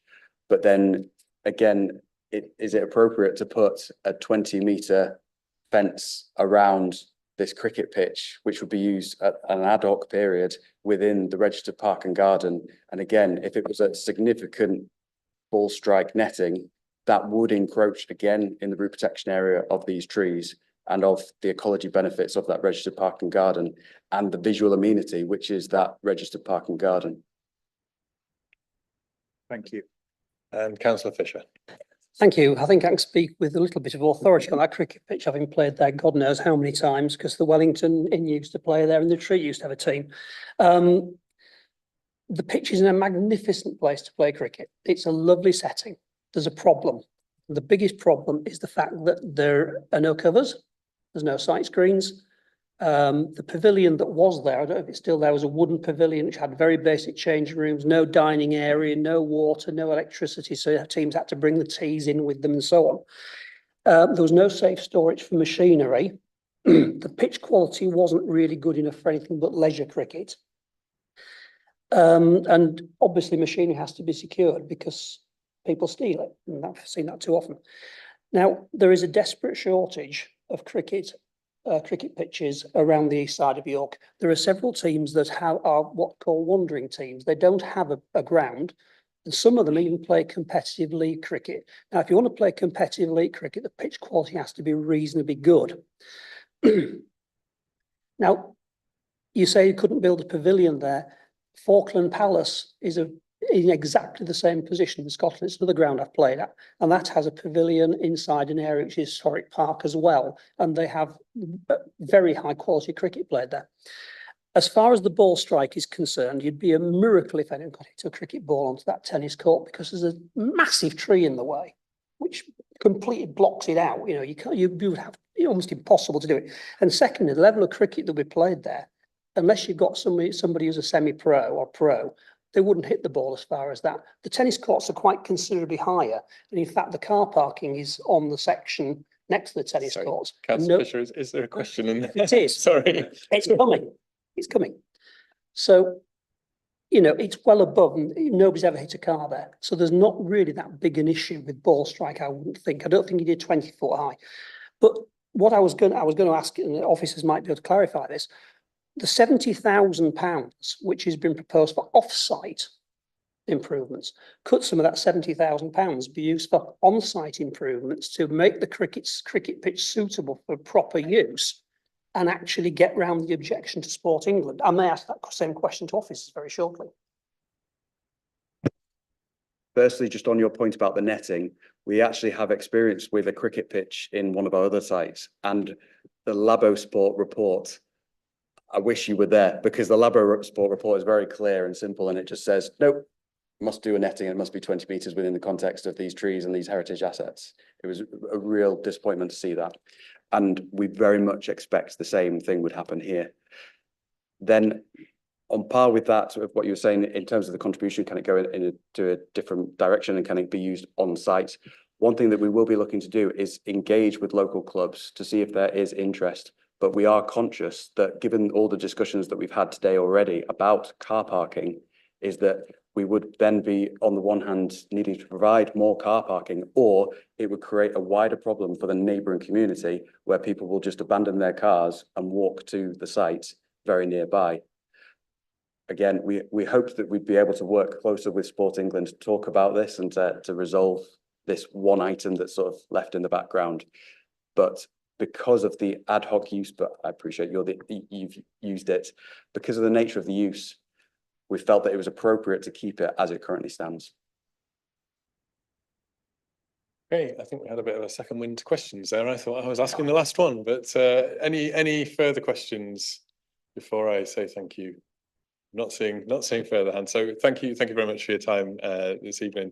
If you want to take your places back in the public gallery, that brings us to the end of the public participation, and I think that's an appropriate point to just take a very short adjournment. So what I'm going to propose to do is really literally 3 or 4 minutes if we can. If we can try and get back by 22. It's just about gone 25 to, and if I can just remind members not to discuss the application amongst yourselves or with any of the members of the public who are present. Thank you.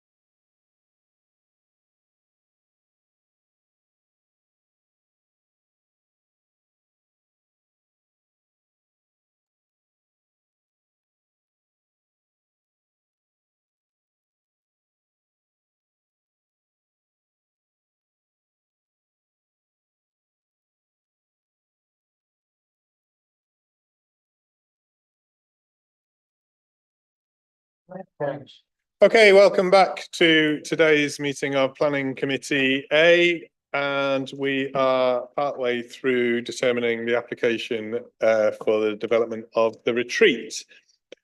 We have now reached a point of questions from members to officers on anything either contained within the report, the update, or anything that we've heard in the public participation. So members, if you'd like to indicate if you have questions, and I'll come to you in the order that I see you. So Councillor Whitcroft. Thank you very much. Just in relation to section 106, I see that the education contributions are requested for primary schools to be paid to St Oswald's Primary School. I just wonder, I thought the natural conclusion might be to go to St Lawrence's instead, because that's right opposite, be much more convenient area. Is it just a matter of school placements? Why are we asking for St Oswald's instead of St Lawrence's? I think that the best answer I can give is that these are responses that we get from our colleagues who are the experts in education, who do all the modelling and make that decision as to where the money wants to go. We don't argue with them as to where we would select. So I'm not well placed to explain to you why education have picked one place or the other. Only that they're the specialists who have chosen that specific location. Okay. I think if it helps, because I've had some discussion around this subject through scrutiny, and often I think what happens is you end up with place planning within catchment areas. So whilst St Lawrence might be the nearest school, the consideration might be that actually the opportunity to expand a nearby primary school, maybe vary the catchment area slightly, and that then manages the places that are required around the city. So it's not so much about what's directly nearest to the development, but it's how do you manage the spaces and places that we have across the city in terms of the need for primary places. Councillor Rose. Yeah, just on that one, I had an itch at the back of my head from when I used to live in Fishergate, and the boundary for St Lawrence catchment is the main road, Heslington Road. So it is on the other side of the boundary, even though it's really close. Okay. Further questions? I was quite sure that Councillor Vassy had a question for officers that was going to be really awkward, but apparently not. Well, in which case I shall. I'm not forcing questions. I'm quite happy to not have questions. It was a question I thought somebody else was going to ask, which is the bit around the sports on-site, off-site thing, and why we're not asking for money to develop the site on site. I know that we've already had a bit of an explanation for the preference from that perspective. There's, I guess, a point that the second application tries to put some money into the site as well. So if there was anything to add on that, it felt like this was the right time to ask that question. Yeah, it's I guess that is a bit strange. We've asked for there's the on-site spot that's not proposed to change. It's not been lost in any way. The policy ask for money towards off-site, it is actually worded in a way that says it needs to be used within 15 minutes of the site. So it would be odd, but that it could transpire that it did actually come back and get used at the retreat. It would all be, that decision would be at the hands of our sport and leisure team, who are working with the community and having awareness as to what the need is and what projects are available for public use. So if the retreat, as the applicant suggested, if they were talking sport and leisure and they had a project that sport and leisure were convinced was of high community value, that was of higher community value than other projects they might have within that catchment, it could well be a strange scenario that it may well go back onto the retreat. So it's a possibility. New question, did you say? Yeah. Yeah, and the other one is the question I asked earlier, but got told to ask now, which is on the car parking one. I feel like, but this is a feeling based on being more of a resident than anything on experts, that the developer's doing a slight disservice to our savvy urban area buyers, that we don't expect 1.8 car parking spaces per house often in that urban area. We often have some that are 1-to-1, but I want to get your take on obviously highways and their kind of contrary perspectives on what we actually need on this site. And obviously higher visitor parking makes sense, but the resident specific bit. I think the way that highways frame their initial comments about they think it's high but they couldn't object, and the way we look at it as officers. I guess the first thing is the 1.8, we strip out the visitor spaces and all the others, it's closer to sort of 1.5 per dwelling. And as they said, they are all, there's only 8 of the units that are 1 bed. The rest of them are fairly, they're 2 bed, 3 bed or higher. But what we can, the context that we have to work within is the MPPF, and it's commentary on sustainable development, and that's got 3 elements to it. And there's also an economic objective that's part of that.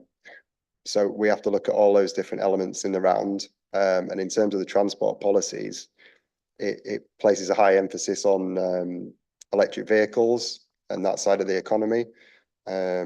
So the first element of that is we have to look at each case on its own merits. So in terms of the sites you'll be looking at this afternoon and this evening, we've got Hull Road where most of the car parking was in driveways. So there's a national statutory requirement on them. They all have to have electric vehicle charging facilities. So that's future proofed. The retreat, it's courtyard parking. So again, there's requirements for them to have electric vehicle charging points. The Ordnance Lane one is different. It's an inner city area where most of the houses around there they're all terraced housing. So everyone has to park on the highway, which is very challenging to have electronic vehicle charging points. So that's a different context as well, which sort of lends you to suggest why those types of areas should have low vehicle car parking facilities. But in terms of how we can negotiate with the developer, there's a sustainable transport section of the MPPF, and it's very explicit what we can and can't do with car parking standards.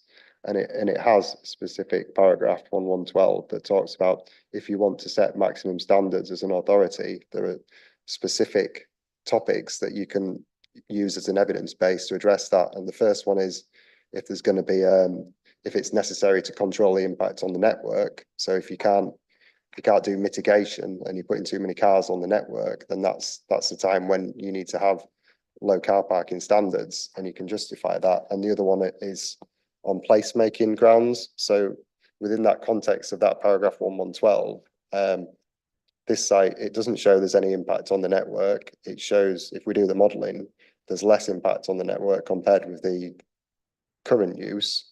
So we can't use that as a reason to make them provide less car parking spaces. And in terms of how the car parking is arranged on site, it's very much the same as how it is at the moment. There's no different impact on the setting. So if we apply that explicit paragraph on the MPPF, we haven't really got any grounds to go back to the developers to tell them they have to provide less car parking than what they want. Okay, Councillor Melly, I think you've got supplementary. I was just wondering whether there's any other legislation or policies we can use, like, for example, does having such a high level of parking impact on the setting of the listed building? Or I know that most things to do with emissions are to do with the fabric of the building rather than the use of the building, but is there any legislation to do with reducing carbon emissions and carbon efficiency that applies to car parking on the site or anything? Or in the travel planning, is there anything in an approved travel plan that has to reduce vehicle journeys, and we can link that to how many parking spaces are provided? I'm just wondering if there's any other policies at all that tangentially link that we can use. They do in a roundabout way, but there's nothing really. They're all things that we do to comply with that section of the MPPF about achieving sustainable travel. But there's nothing we can hang it on to say that there can't be cars. As you mentioned, that the issue of the setting, that we can't if the retreat was in a setting where it didn't have any car parking at the moment and we were putting car parking all over the grounds, then we'd have a reason to say there's harm on the registered landscape and it's unacceptable for car parking there. But the scheme doesn't change that much in that respect, so there's no landscape harm, and there's no evidence that there's causing any issues on the network. There is a travel plan for the scheme that seeks to reduce trips by cars.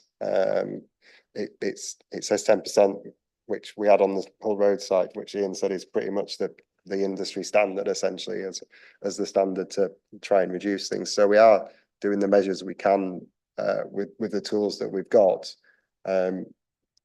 We are working, the council will have SPDs in the future that will be aligned with our transport plans that might develop an evidence base that gives us more powers to have things that are locally specific that go beyond the MPPF, but our hands are tied at the moment. So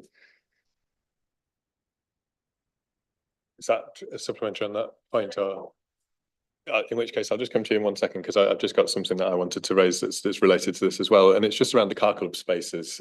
So I think if I've read right, there's only one car club space being requested, and there's 120 dwellings.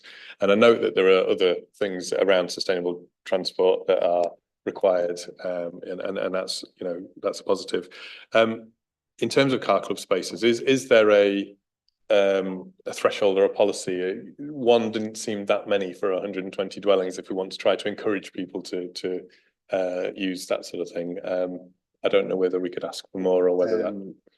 Well, on a similar, we have got things written into the planning contributions that require the developer to set aside a certain amount of money to encourage people as much as they can to use the car club in terms of incentives to be a member and getting free drive time. We don't have anything specific about numbers. We tend to try and secure one on a site of this big scale, don't we? But we don't have anything to refer to say that for every X number of dwellings. And we'd probably have to look at what we've got in the local area as well, because we've probably got, I haven't got the map to hand, but there's probably some of the car club spaces nearby, because it's been on the east side of the city. So like on the west side of the city, for example, there's not as many car club spaces, but the east side, presumably because of the university, there's a lot more car club spaces in the local area in the highway already. The issue of car club spaces as well is on whether you're looking for a low car or zero car development, whereas providing a car club space enables that type of development more readily than it would on a development where you've got ample car parking. So there would be less of an incentive potentially for a car club provider to come into this site because of the high levels of parking that's provided and the likely high level of individual car ownership. So it may not be a business proposition for a car provider to come in. Okay, thank you. Councillor Miller, I think you had a different question. Yeah, thank you. It was about other aspects of the parking, and I was wondering if we do have policies like a minimum proportion to be car club, a minimum proportion to be EV charging, a minimum proportion to be accessible parking spaces. I'm just wondering if all of that has been met. There is expected to be a supplementary planning document called Sustainable Transport for Development that will amplify the policies in the local plan, but that isn't prepared yet. So those types of things would be the things that would be considered in the SPD, but we don't have it as yet. Do we have any like guidance or anything? There is very little available.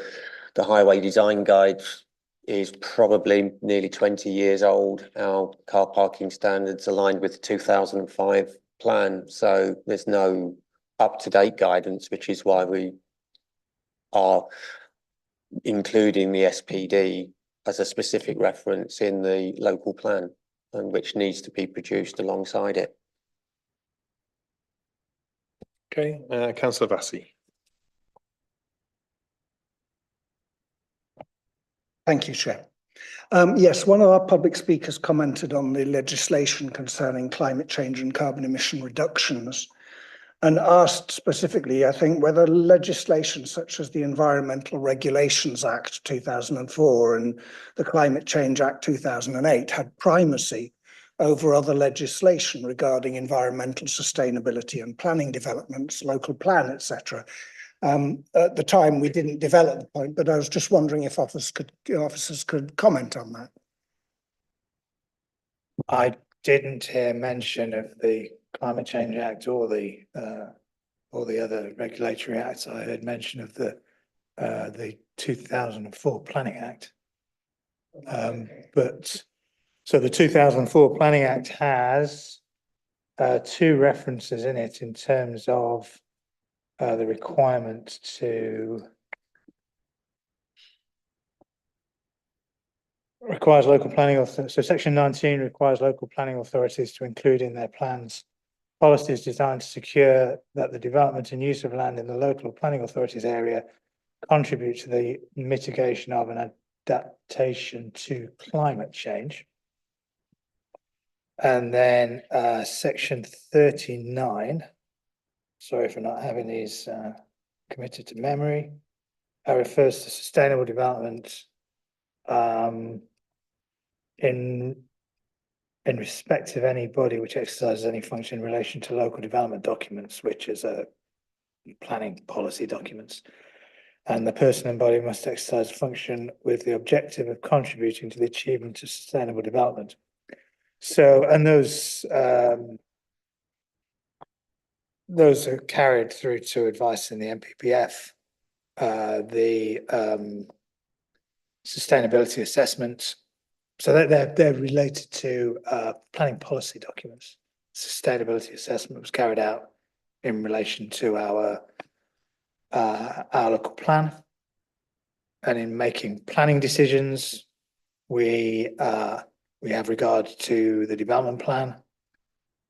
So we take into account those policies which have been developed in accordance with the legislation relating to their drafting, and any other material considerations. So they're all taken into account in drafting the plan and taken into account when, and the plan documents taken into account when making planning decisions on applications, but we have to take into account other issues that are raised as well.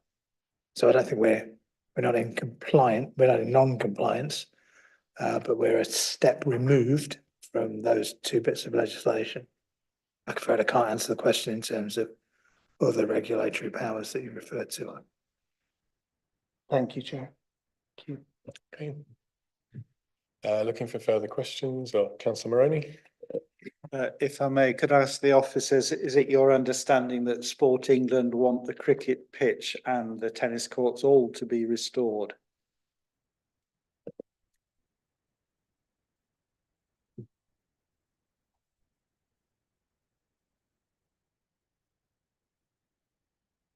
I can only, that's generally their remit, so that would be their preference. I think from in terms of us and how we make a planning decision, the fact that the situation is not being made any worse, it doesn't mean doesn't give us any scope to oppose what's in front of us. As the applicants have said, there are intentions to improve and bring back into use certainly the tennis courts, potentially the cricket pitch if there's local interest. We feel that's sufficient, because we're not, if anything, we're making the situation better. We're maybe not delivering what Sport England would want in an ideal world, but they're working to a single remit, whereas we're looking at everything in the round. Thank you. Okay, quick question from myself then. I just wanted to double check quite early on in one of the consultation responses. It's page 15, paragraph 4.3, and at the bottom, I think the British Horse Society had asked for a footpath to be upgraded to a bridleway to link into the rest of the network. I'm assuming that that's the Old Heslington Road. I couldn't, it gives numbers rather than specific bits. That doesn't appear to have been included anywhere, and I'm just wanting to double check that officers felt that that wasn't something that could be asked if it was outside of the boundary, or cumulative impact of various asks was getting too much. Viability was an issue. In my understanding, it's from memory, I think it's the route on the western side of the site, so where there's a kind of continuation of the stray all the way up to the main road. It was that pathway there. Our primary reason for we don't feel that that's directly related to this development that warrants them having to pay for that process. Was our reasoning on why we didn't carry that one forward. Thank you. And then just another brief question from me. Page 87, this is actually within the listed building consent, although I think it's referenced in both reports. And it's just around the redevelopment of West Villa. So my understanding is that our own design and conservation officers have still continued to have some objections to the way that the listed building at West Villa is developed, but that Heritage England are, Historic England are very much supportive of the way in which it's being developed, and so it's just a judgment in terms of, I suppose, something subjective rather than objective. Would that be the correct reading of that?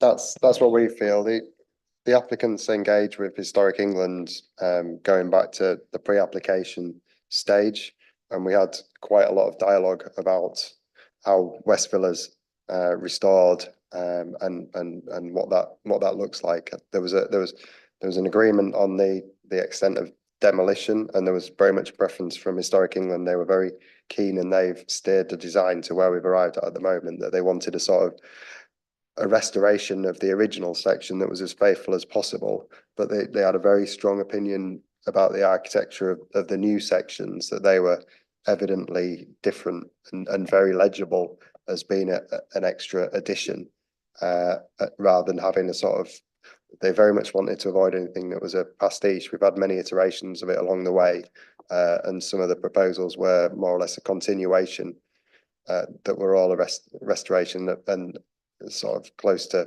imitating the original form. And Historic England weren't keen on that, because it wasn't as obvious as to what the original section was and what the new section was. So that's why we've arrived at the scheme that we've arrived at, where it's very different. It's a 2-story with a flat roof compared to the villa that's got the pitched roof. So it's legible as a difference. Balancing up the two as officers from our perspective, it's of a footprint and a design that makes it very subservient, so it doesn't challenge the original section. And we're getting the demolition and removal of a lot of elements in that area that detract as well. So overall, we feel like, regardless of what personal opinion of the architecture is, that overall it's an enhancement. Okay, thank you. Unless there's further questions, I shall move us on to debate. Is that a question? Oh, you're itching to get into the debate. Well, all I will just say briefly, and as we come into debate, not looking for a proposal at the moment. And likewise, if the person who's spoken just before you is saying all the same things that you want to say, it's perfectly fine just to say I agree with that and not repeat it all. I saw Councillor Stewart first and then Councillor Fisher, and I'll just go around the room. Thank you very much, Chair. Yeah, I've been to retreat twice in my life. Once 10 years ago, I went on a tour of it, and it was very the retreat was still doing stuff. The buildings obviously were to a degree past their best, but it was still doing stuff, and it was an interesting tour to see what they did. And I remember the gardens, and yeah, the gardens had a wow factor, but I don't remember any aspect of the buildings then giving me a sort of real wow factor and a thought, even though they probably should have done. And the second time I went was on the site visit earlier this week. And at that point, I really did start to get a wow factor, thinking about what they were going to do and the positive changes in terms of things they're going to take out.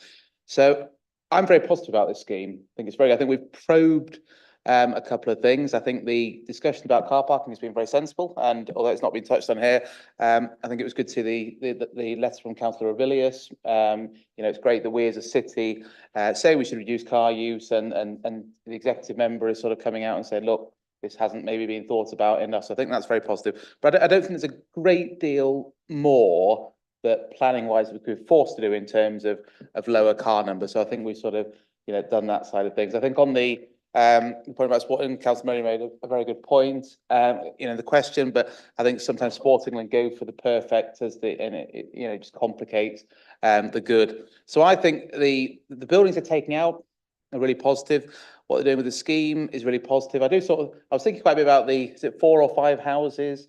For me, they look a bit sort of maybe too radical and a bit too new, but that's me. I'm not an architect. I'm not an expert at all. But it's just being, I think, really done well. I think having a firm that has been, obviously has done so many other schemes, I think is really positive. And, if you're excelling in a particular thing of, old hospitals and the like, it's a really positive sort of thing. So I haven't asked any questions at all tonight, very rare for me. But on the site visit, I didn't ask any questions, sort of, why is this way? It was very much just to learn more. So I think it's a really positive scheme.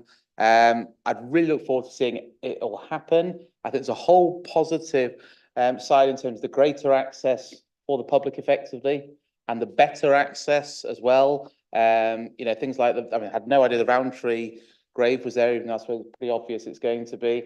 I had no idea about the battle mound or whatever you call it, where soldiers' body. So something like that to open up that. So I'm very positive on the scheme. I think it'd be great for York, great to be a part of this. So I won't tell you which way I'd vote, but it's probably clues in there. Thank you very much, Councillor Stewart. Next, I had Councillor Fisher. Thank you, Chair. Like Councillor Stewart, I went on the site visit and I was incredibly impressed by what is being proposed. The buildings themselves don't look great at the moment, and that's because the really important bits are being masked by a lot of much more modern buildings which are just in a terrible state and need just literally clear them out and let's get back to the actual building that was originally there and enhance it and improve it. I had some reservations about the 18 new houses. I think the ones that are around the main part of the grassed area in front of Garrow Hill House are fine. I was a little bit unsure about the ones that were being built, the 5 that were being built behind it, but I think they will fit their environment because they're in a very tree-lined area. The only area I have a complaint about is the boiler room. I would have actually knocked that down. I think its historic value is much more to do with the boiler, and the boiler's going, so I'm not sure quite why the boiler room is being kept. But is it something to die in a ditch over? Absolutely not. Car parking. There's plenty of car parking, and actually, let's remember that car parking itself doesn't create any carbon. Cars don't create any carbon. It's car use. And the question is, will those car parking spaces just be left there, unoccupied? Well, if they're going to be people using the sports facilities like cricket pitch, then maybe we need some car parking. So I don't see it being that big an error, bigger problem. So overall, I'll give you a pretty good clue how I'm going to vote. I'm going to support this application because I think overall it's an excellent application. Thank you very much. Councillor Rose, I had you next. Yeah, maybe that's a little bit nearer. I mean, chipping off the negative first, definitely car parking. If this were a new site with nothing on it today, we would be discussing it being a 0 car parking site or close to it. We'd be saying we need way more disabled parking than we have on the current plan, need more car share. I think EV is good. But hearing maybe car sharing wouldn't want to be here because it would be unviable because the site itself encourages car use, not what we want to hear in the city.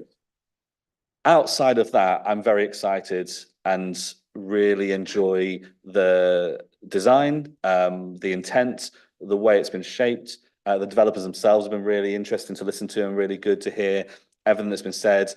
Compared to the bland previous application today that I called slightly boring, hearing too radical is quite nice as a change, and a really beautiful building and really beautiful grounds that will get better as a result of the application in front of us. I do think there are some concerns around the pedestrian cycling safety, which I think there have been those concerns for years, but it feels like it's in the right hands for people who actually want to fix that problem, make it as good as it can be, and that's a limitation of the site. Gardens was one of the things called out by as a concern in one of the representations, and hearing that they don't have to, but they're going to try and find a way of making it accessible to the public during usable hours without the need for going through reception, everything else. Putting those boards up with information rather than just asking an archaeology intern to write a PDF on a website somewhere. All that's above and beyond what is needed, and that sets a really good stall out. So I could keep going and keep going. There's a lot of really good stuff in here, and I like having something different in housing in York. It's a shame that it doesn't push forward more of that sustainable transport. More cars, 180 plus cars in existing limited streets. It reduces the safety of cyclists. It reduces the encouragement for people to use their sustainable transports. But you're right. Hopefully they'll walk and hopefully they'll cycle. They don't have to use the car parking spaces. But we'll see where we end up. But yeah, I think I lean in favour of what's been recommended to us as well. Okay, next I have Councillor Fenton, and I've seen Councillors Melly, Burton and Bassey. Thank you, Chair. I did have sort of slight deja vu moments having sat on the Bootham application hopefully this one will have a better outcome. Agree, it's an application that has a huge amount of merit. We haven't really talked about affordable housing. I think the applicants have given a sort of a robust defence for why off-site is the route that's chosen rather than on-site, even though that's never our starting point.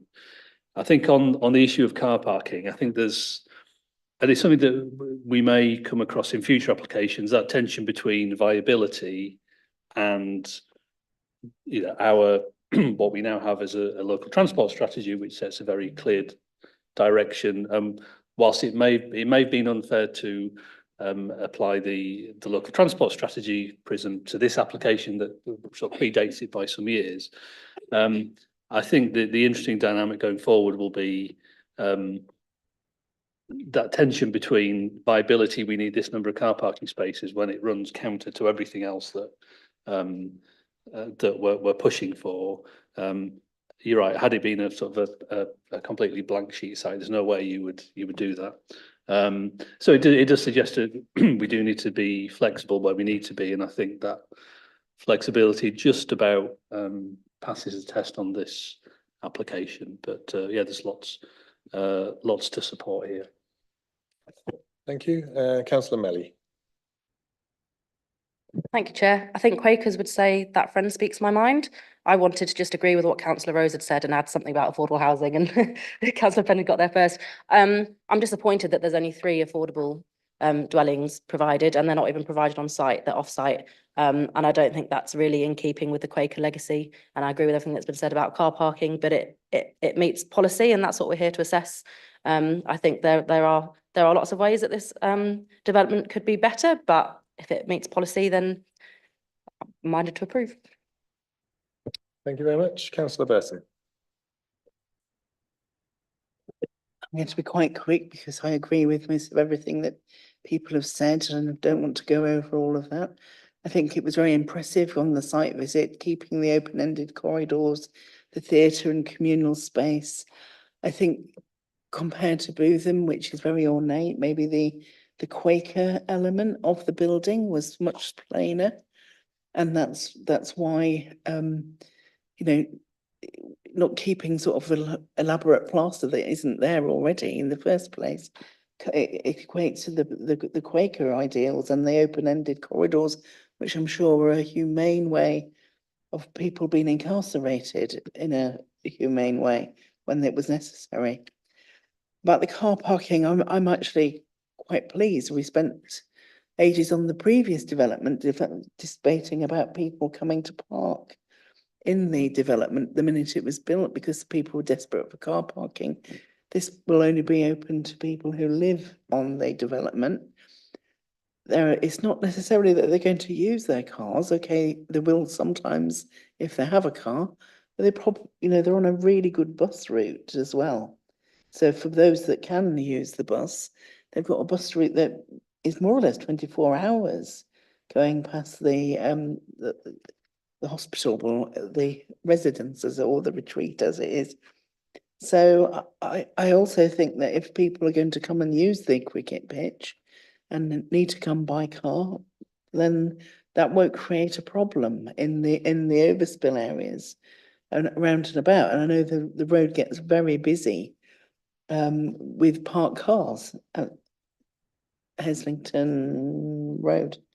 So I just think it's a no-brainer, and I think it's a really good project. And I feel honoured to be sat here, and I think it might give me away how I might want to vote. Thank you very much. Next I had Councillor Bassey. Thank you, Chair. I want to start with a general observation. When I read this through, I found something kind of weird, frankly.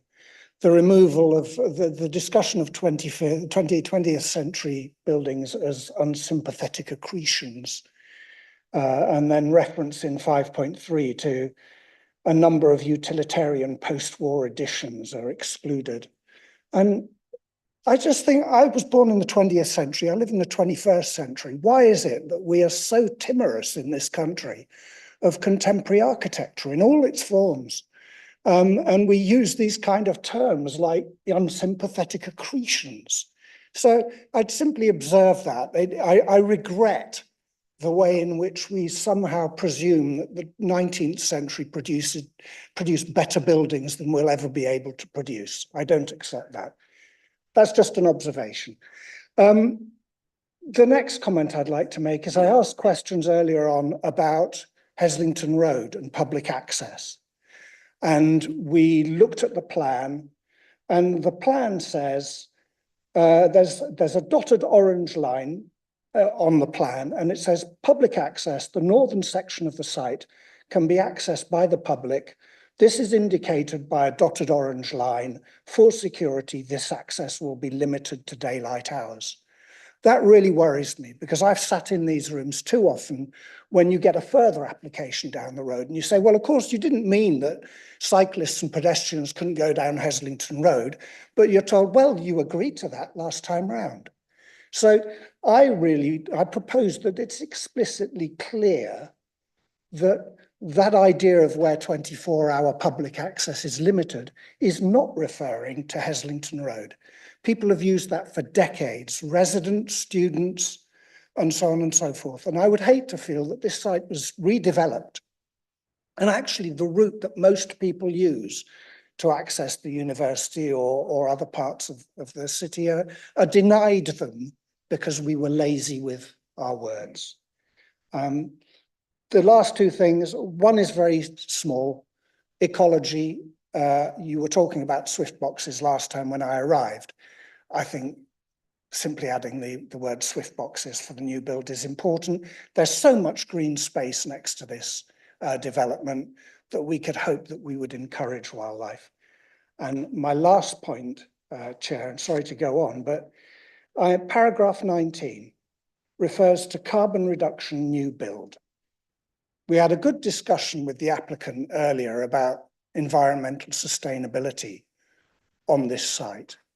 I think this site would benefit from the applicant and the council working together to ensure that these historic buildings have improved energy efficiency. I didn't get to ask the question whether it was a single-skinned building construction or a cavity wall, probably single-skinned. But if we're going to have houses fit for our century, if we're going to address all those things we grandstand about wanting to address, what are we doing converting historic buildings so they end up contributing to the fact that we're already have the least energy efficient homes in Europe? So let's have some ambition here. And I would just simply suggest to everyone that that condition should simply read carbon reduction and not carbon reduction new build. And maybe say a carbon reduction plan focusing on renewable energy, insulation and glazing shall be provided for the conversion of the old buildings into dwellings to encourage and enable the applicant and local authority to work together to enable this development to be an exemplar of best practice. Let's use these opportunities and not just fritter them away every time. So those are my observations. Thank you, Chair. Apart from that, I am pleased to see this application. Thank you for those comments. Just to reassure you, and I'll just correct me if I'm wrong, please, either Gareth or Jonathan. The access arrangements around Heslington Road or Lane, which we're talking about, that element falls outside of the red line boundary of the site. So the site actually has essentially two sides of that road that are the red line boundary. The actual access through it is not part of this application. So nothing to do with this application would change the access arrangements of that part through the site, even though it sort of, if you zoom out, it looks as though it's all one whole. So I hope that gives you some reassurance. Can I just ask then maybe that dotted orange line is removed from it? Because what we've been hearing from officers is that that's not what's included, and you've explained it, but the plan still shows a dotted orange line down Heslington Road. That's my only comment. But I don't think they're the plans that will be conditioned in terms of the approval. So I'm looking on Gareth's scheme at the proposed site plan, which has a very clear red line boundary that doesn't include Heslington Road through there. So in terms of what would be approved and conditioned, there would be no mechanism for the applicant to do anything to vary the access arrangements through that section. Okay, thank you. Okay. Councillor Culwick. Thank you, Chair. I'm not going to repeat what's been said by others. I welcome this. It's an exciting scheme. The only thing I would take the opportunity to say is to reiterate again that anything that can be done by both the retreat and the developer to record, capture and celebrate the incredible story of the retreat, I would certainly welcome. And I'm sure there's always more that can be done. And in particular, not just looking at the building and its use and adaptation over the years, but also perhaps some of the experience of those who've worked there and those who've been treated there. Okay, thank you. And Councillor Whitcroft. Thank you very much, Chair. It's nice to have Fishergate in the spotlight for once. But yeah, not going to repeat anything, although it's going to be quite hard to do. Obviously, just with the car parking, do appreciate all the concerns raised. However, I don't want to see those cars displaced out into the areas of that ward that aren't res parked, and that would cause a real issue. So completely understand why that has to be there. Let's not forget it's right on a bus route as well, and there is ample cycle parking as well. Regarding the public access, particularly the history, agree with Councillor Cullick's comments there. And when we were talking about the schools, and I was just questioning about the 106 money, very generous settlement, very pleased with that. Also opens up educational opportunities as well for students at St Lawrence or indeed St Oswald Primary School to be able to examine that. So I'm very pleased at the options that has. I think it's going to be a great addition to the ward. Hopefully we'll have some more visitors to Fishergate ward after this as well. So thanks very much, Chair. Okay, thank you. Not seeing further hands, so I'll just give you a very brief summary of my thoughts as well, which is largely to echo much of what's been said already. I did have a slight concern about a comment that was made from Livesey's just around the car and around the need to look to the types of people that they think will come and live in a development like this and therefore need to provide parking spaces. I think actually the counter to that was made by Councillor Vassy actually of sort of saying if you're developing old buildings to very high efficiency standards, there's also a market for that, and there's also people who are, you know, affluent people who want to live in car-free or car-light developments as well. And I do fear that thinking plays very much into some of what the public speaker said right at the start of this hearing, which was around the very high carbon footprint of very affluent people. And if we're attracting people to the city with a very high carbon footprint, that doesn't help our ambitions and aspirations as a city. However, to counter that, I think you also then went on to talk very positively about the opportunities to insulate the building and to look at the, you know, the way that the windows are you know, replaced in a way that is sympathetic to the building, but also looking to the future as well.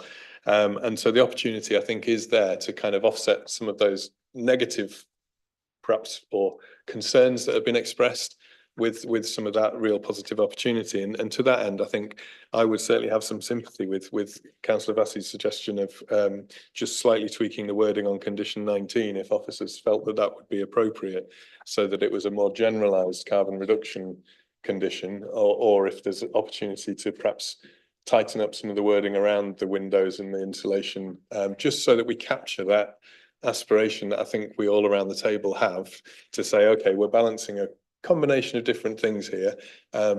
If there's perhaps more cars than some of us would like, but the building is more energy efficient, you know, that's helps with that balance.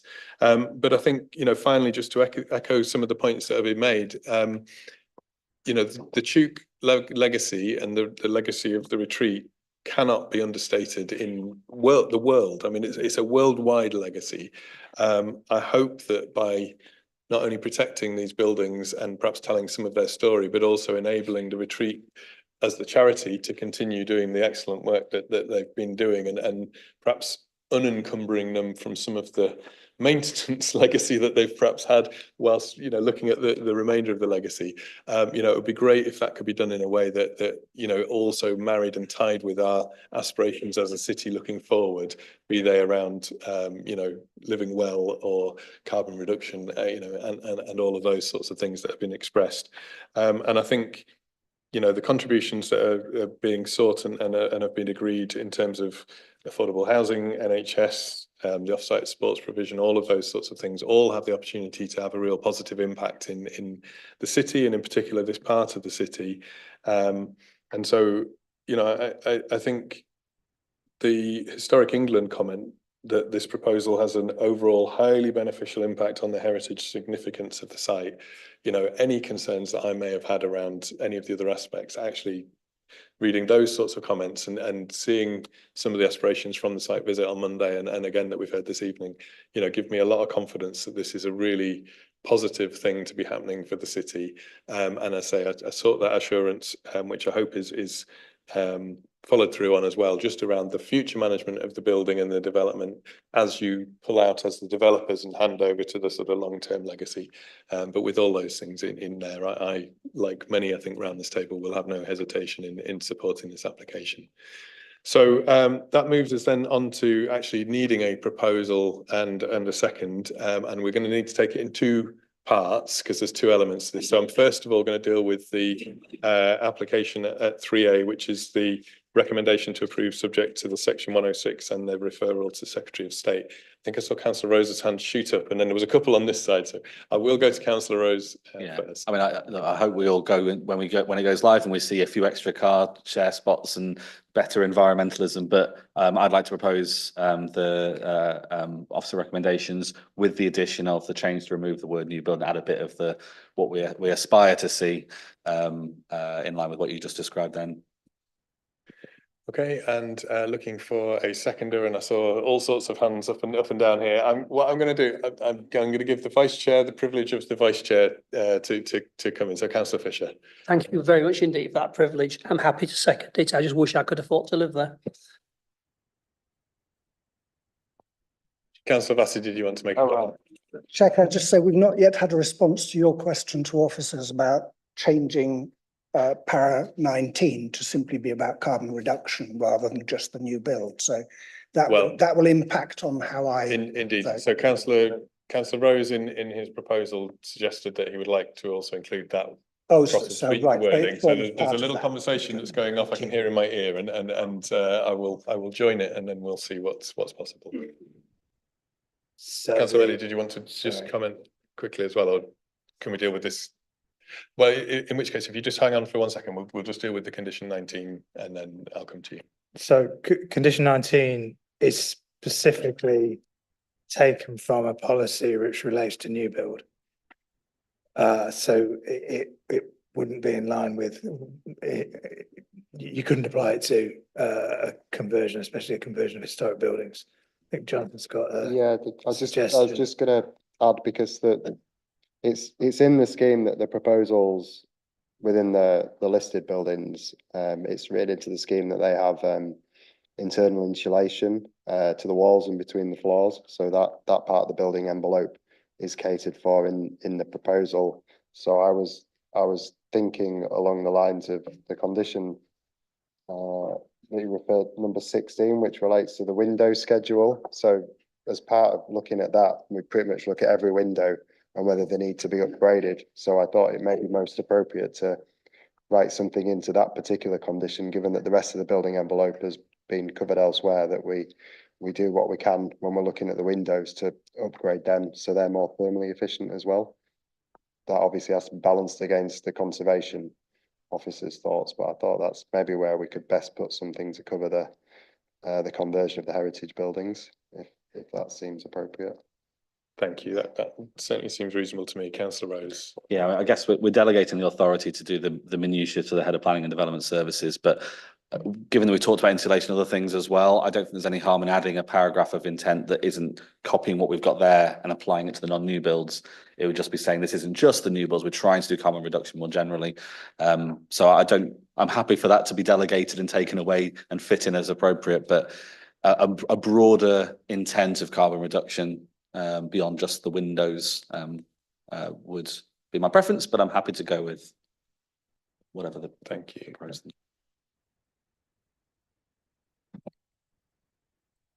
I mean, the window schedule is 16, or we could simply add a condition that deals with what you're looking for, which allows us to approve details as to what carbon reduction measures we'd get in the heritage buildings, taking into account that there's a balance needed with conservation.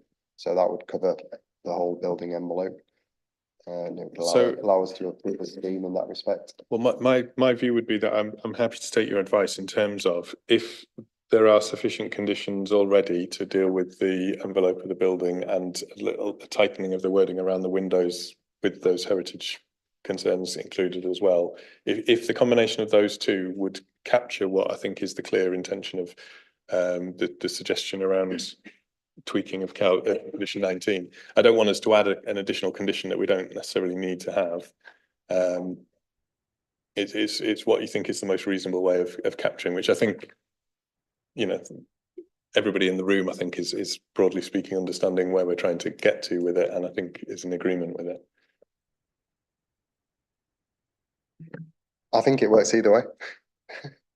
So we can just add to the condition around the window schedule and add in an expectation that it's also looking at the thermal efficiency of the new windows that we put in, or we deal with it as a standalone condition that lets us agree a specific scheme to improve the environmental performance of the buildings. Either one works. Either one is justified by our climate change policies, so it stands up. It's appropriate. In which case, perhaps would it be simplest to seek to add an additional condition that captures that is we defer the wording to be agreed by the chair and vice chair from an officer suggestion, and we just have a condition that's a kind of global captures what I think we're all after. Everybody happy with that as a way forward? Yeah. Okay. So, Councillor Melly, you had something different. Yeah, really minor, I hope. Just that in condition 26, it says that the tactile paving in the internal carriageway needs to be designed to assist visually impaired people, but the tactile paving across the main site access doesn't say that it has to, be designed to assist visually impaired. I just wonder if it could be copied across for consistency. And from experience, tactile paving in kind of heritage areas, conservation areas, settings of listed buildings sometimes aren't designed for visually impaired people to do with, appearance. And then the other thing was just there's a little typo in condition 22 about Quacker legacy. That just fix that typo. Yeah. That's big boy, isn't it?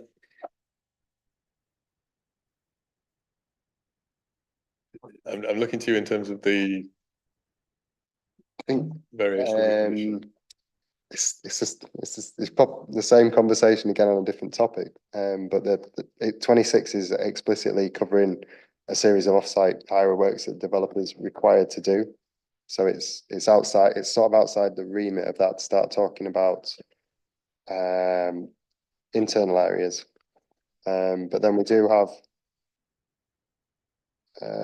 condition 27, which is the next one about the internal layout, and which requires the installation of sort of all the pieces of highway and car parking before people move in. So it might be more appropriate if you want something about tactile paving to incorporate it in that condition 27 instead.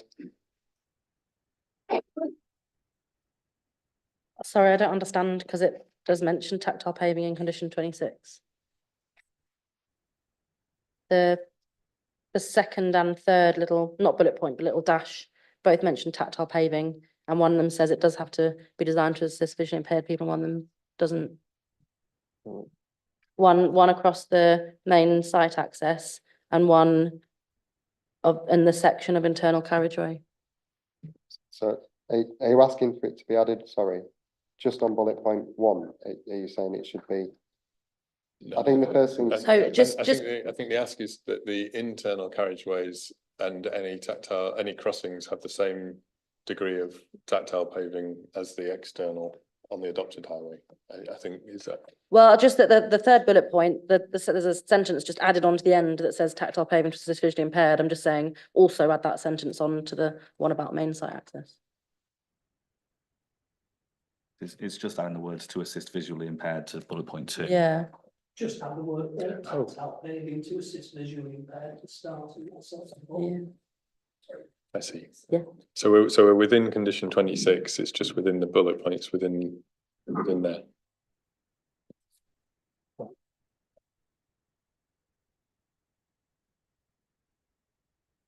Sorry, maybe the more politically correct wording is support rather than assist, is that? Yeah.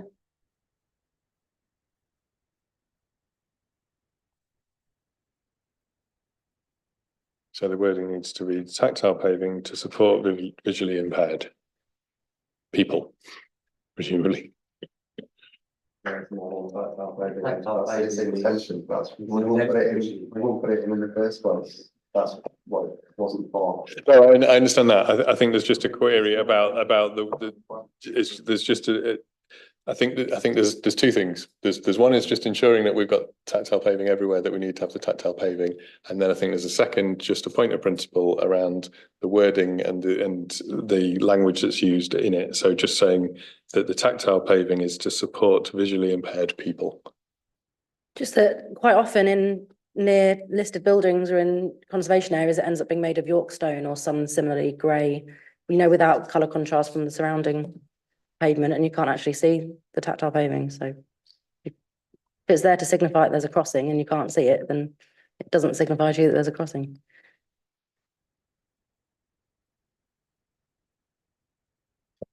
Okay, so yes, we will make those tweaks to wording and make that clear that the intention is there.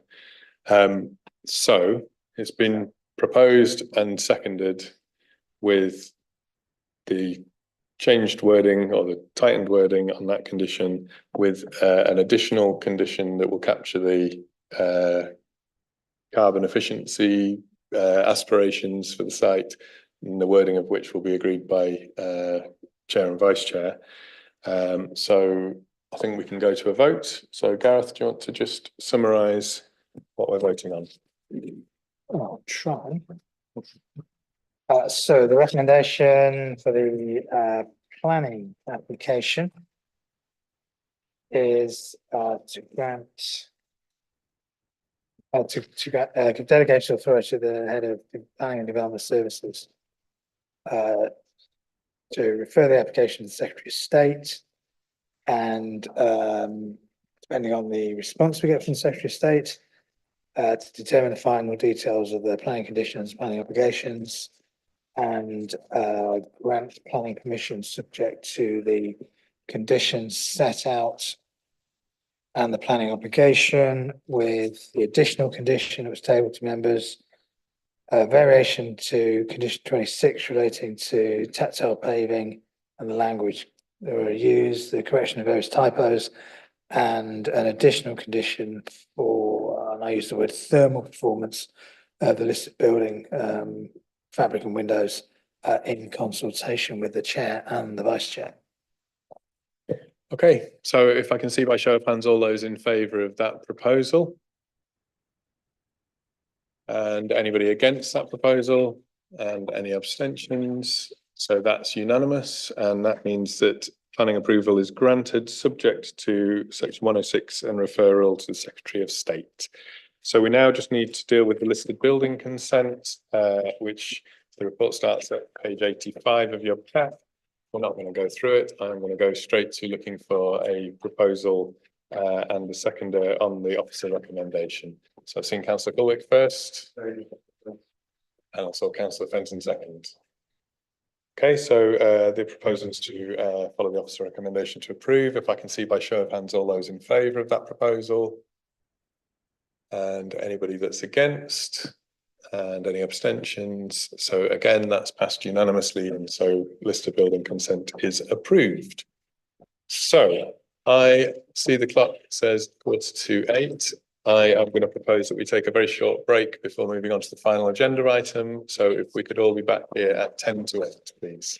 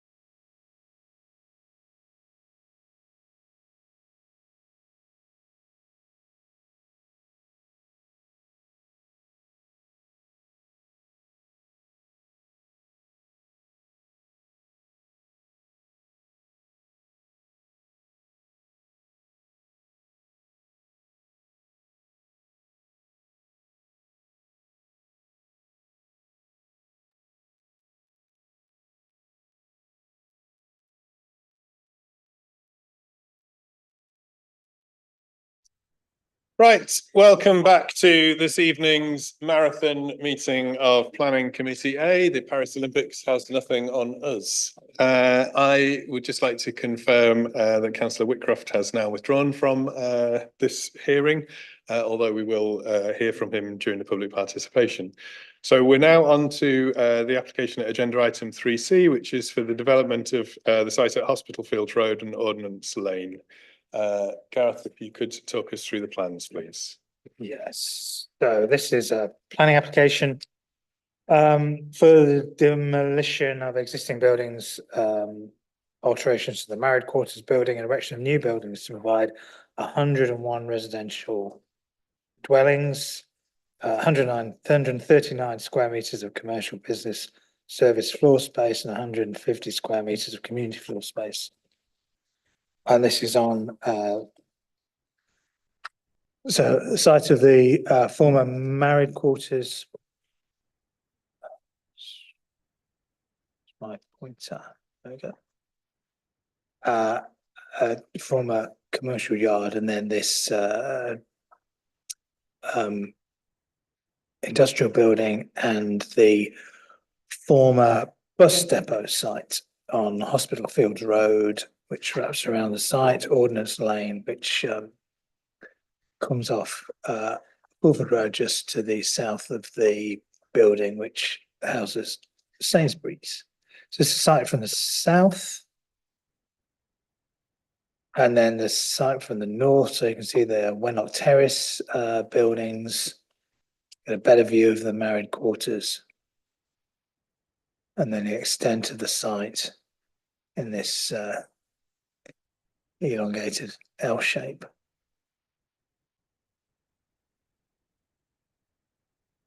It's a demolition plan, which shows the buildings. It's clear in the title, shows the buildings to be demolished, which you can see back on that. On the photograph. Jonathan can take it from here.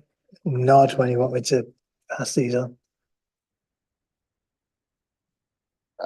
So this one shows the proposed site layout, and when we're referring to the block numbers in the officer report and in the presentation, so starting from Hospital Fields Road, that's block number 1, blocks 1 to 4 along there, and then on the northern end of the site there is block 5, which backs onto the houses. That's a block that's been changed, so it's symmetrical, so it's 3-storey each end, 2-storey in the centre. Block 6 is no longer proposed, so that's gone, and there's a public realm in its position. Number 7 is the married quarters, which is retained. The green are community uses on that plan, so those two, the 2 units there would be community, and the other ones are residential. I've lost count now. The next one's number 8, which has a lift in it, and that provides the inclusive access to the upper floors of the married quarters. And then on Fulford Road, you've got blocks 9 and 10, which are the 2 frontage buildings, which would have commercial uses within them. Again, one of the changes has been to take some of the private amenity space from behind one of the frontage blocks, so that makes for a larger public realm in that area. And this one better explains the changes visually. So on the left hand side is the scheme that was approved previously, and then on the right hand side is the changes. So you can see on blocks 2 and 4, both ends are kind of more symmetrical now. So there's like a return on both edges. So it's on the opposite side to where the pointer is. You can see where the extra development has gone in.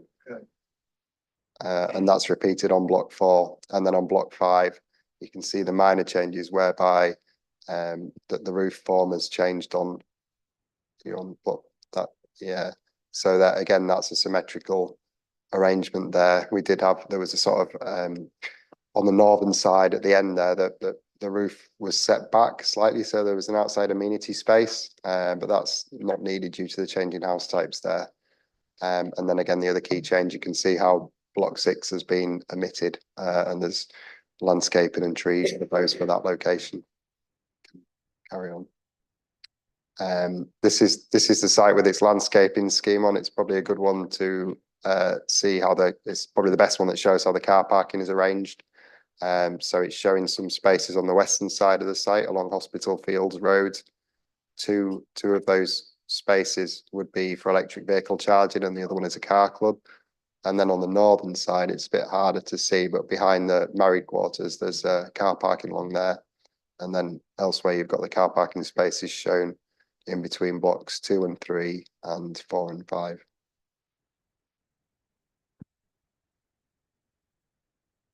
This one is to show how block 5 has changed.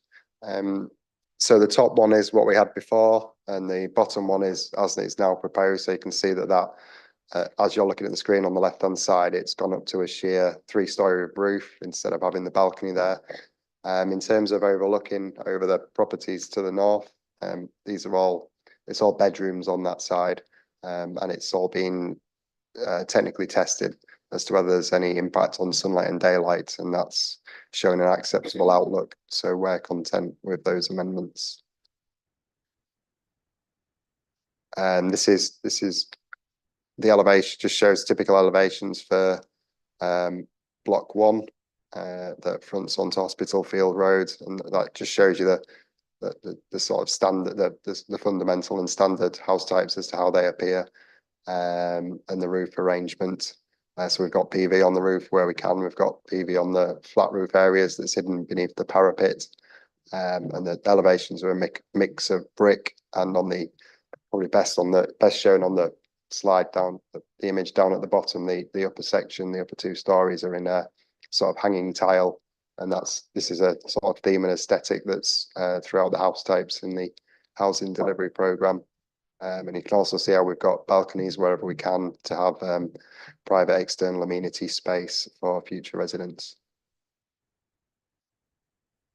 There's no real change here in terms of this. Shows the one at the top shows the new build in relation to, as Gareth mentioned before, the existing building that accommodates Sainsbury's. That sort of shape and form is the same. The only change really is to the house type, where we've got separate doors to lead upstairs to a flat, so that changes the arrangement of the commercial and residential. These are some street scenes that help you understand the roofscape. So that the top one, if you're on the west side of the site on Hospital Fields Road, that's looking from that perspective. So you've got on the right hand side, there's Hospital Fields Road as it goes down to the river, which goes across onto the left hand side. So that the building you can see in the foreground on the left hand side is the existing building that's just to the west of the site, and then you can see how there's the 3-story of block 5 beyond it. And then on the bottom row there, you've got the elevation of block 1 along Hospital Fields Road, and bottom right is facing Fulford Road, and 9 and 10 in juxtaposition with the building with Sainsbury's in it. This is a bit of a tricky one to explain, but these are block 7 is the married quarters, and then block 8 is the new build, and this shows how we've got a kind of decked access onto the first floor, and that's to ensure that there's inclusive and level access in the married quarters, so that the lift goes across from block 8 into the married quarters. There's no and at the ground floor level, you've got sort of bin and cycle storage. That's essentially exactly the same as the arrangement we had in the previous approved scheme. And this is the other side of that building that shows married quarters retained, and the new build block 8 to the side of that, again with the balconies on the upper floor south facing, and that's where all the living accommodation is.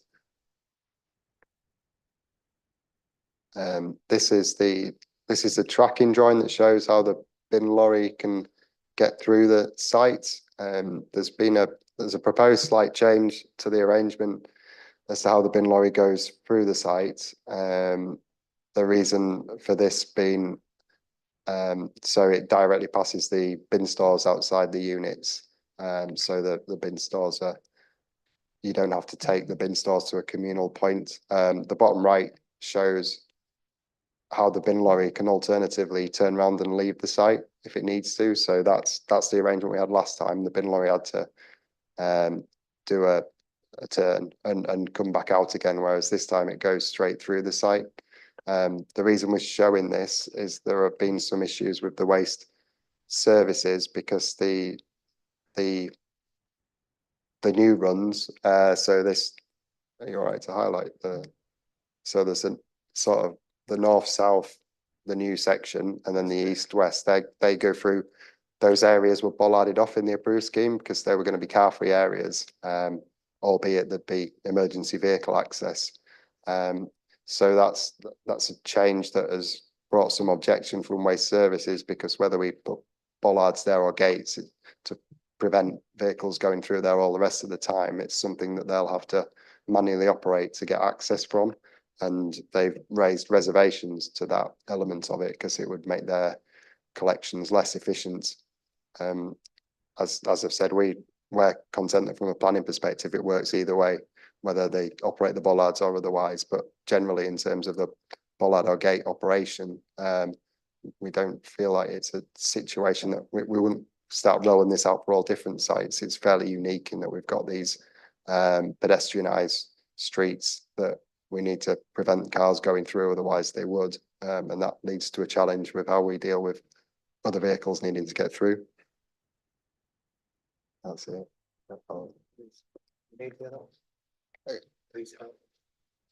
I guess just to quickly refresh on the way the house types work. So the yellow ones there are the end ones that are 3-storey. So everyone has their own access. And this hasn't changed from previous. So that the yellow shows how you get access to the ground floor flat, and then you've got the staircases on the ends are in red.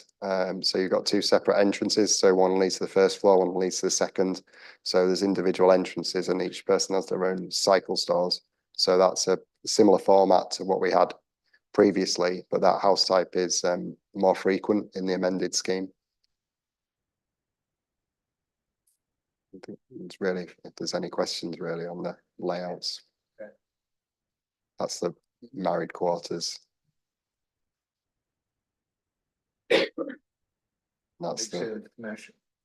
That's the commercial units facing Fulford Road, and the red is the access to the two floors above for a flat.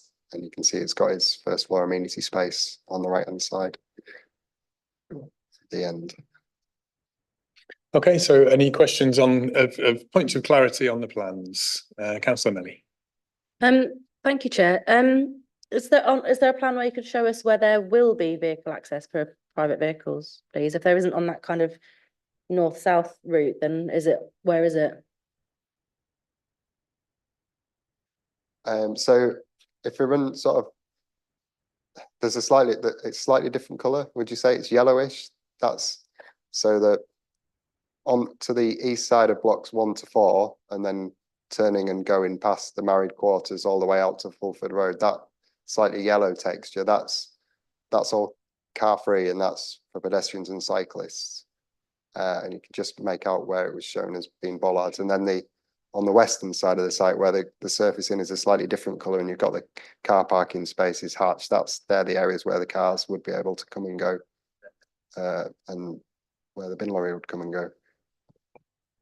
So is that enough of a turning circle at the end to turn around to get back out? It looks like there's parking all the way to the end of those kind of dead end roads. It's quite faint on there, but the bollards, or if we decide to have gates, they're set far enough away, so it's like a turning head at the end of each street. So yeah, I was a bit wrong in saying all the yellow is, they would actually be able to use that as a turning head. It's the bollards that would stop them going any further. So for the waste collection route, is that 1, 2, 3, 4, 5, 6 points where there's a bollard or a gate that they have to get through?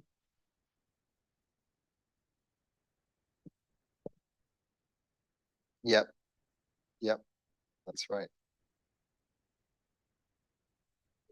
Second question, which also is on this plan. In one of the representations for a member of the public, they asked whether the trees behind Wenlock Terrace are being retained. Can you show us on here where those trees are, please, and if they're being retained? There's no change from previous in this respect, and the one that's being kept. So if you sort of in the top right, that's the one that's the most prominent one that stays in the scheme. Many of the other ones that you can see are kind of they're in the office complex at the end of their car park. So yeah, that group there are more or less all outside of the site.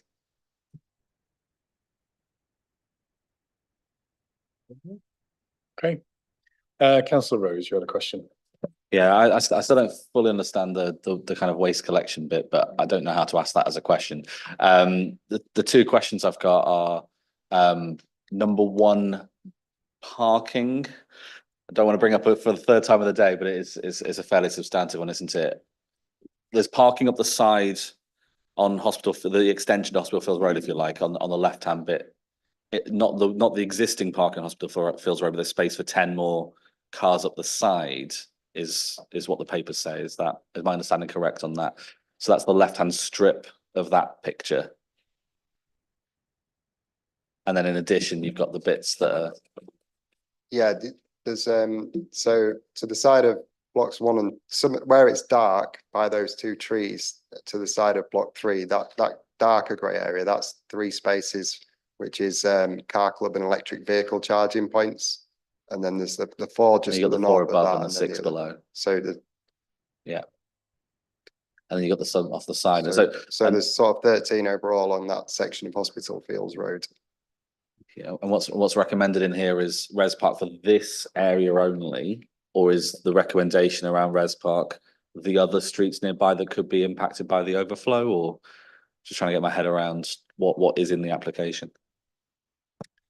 The proposal from officers is that the Res Park covers this specific area only, and potentially that land on the western side of Hospital Fields Road, if through the highways process that's seen as necessary. In our eyes, that's not fixed. When we looked at the application previously, there was a terrace street to the immediate north which didn't have Res Park, and we got a lot of objections from those residents who were concerned about displacement parking. And the situation has changed now, and that area is all Res Park. So it's not, we are proposing, our recommendation isn't that any Res Park further away from the site needs to be addressed anymore, because generally everything in that area is Res Park already. So, but the main Hospital Fields Road isn't recommended for Res Park. Just as I guess, so I was a tenant for 2 different houses on Hospital Fields Road itself, actually, and when I lived there, I had no drive. And so I'd have to park on that main road. It's also used by the local businesses, and I've had to use one of those recently and couldn't find a space on the entire street as it stands today. So that currently doesn't have Res Park on it. That's not part of this site, but I couldn't tell if the whole of Hospital Fields Road was recommended for Res Park. I know obviously we can make that happen separately to this development. It's not inherently part of planning, but just want to get clarity. Yeah, the recommendation isn't to look again and go on the whole of Hospital Fields Road. It's just purely what you see on the plan here. And presumably, if there were to be a future separate Res Park on Hospital Fields Road, maybe this isn't a planning question, but there wouldn't be any ability for people visiting the many businesses at the tail end of there, or the cycle places. There's a garage there. That Res Park would prohibit them from being able to use the same spaces. I think that probably is slightly separate from this planning application, but it's not uncommon within when there's a consultation on Res Park to look at the needs of the local businesses. So, for example, we've had a Res Park in our area which has a GP practice. It required a certain number of spaces for access to the GP that were separate from the Res Park, and so there's a provision usually for pre-existing businesses and what have you within the consultation around the Res Park zone. But I think that's the answer. Thank you. Outside of this application. My other question is nothing to do with parking, which is I couldn't figure out from here. There are the 2 community sites, but they look like normal houses on the plan. what do they look like? What's the intention for what they do? Because they're not like community halls, right? They're smaller properties. The two tail ends on the northern bit of the site, the bits in green on the coloured map. I don't want to pass the book, but it's maybe better for the okay. applicants Yeah, to explain how they envisage it can be. They're quite flexible from our perspective. They would fall into a use class that is community use. Okay, no further questions on the specifics of the plan. So is there any update to the reports?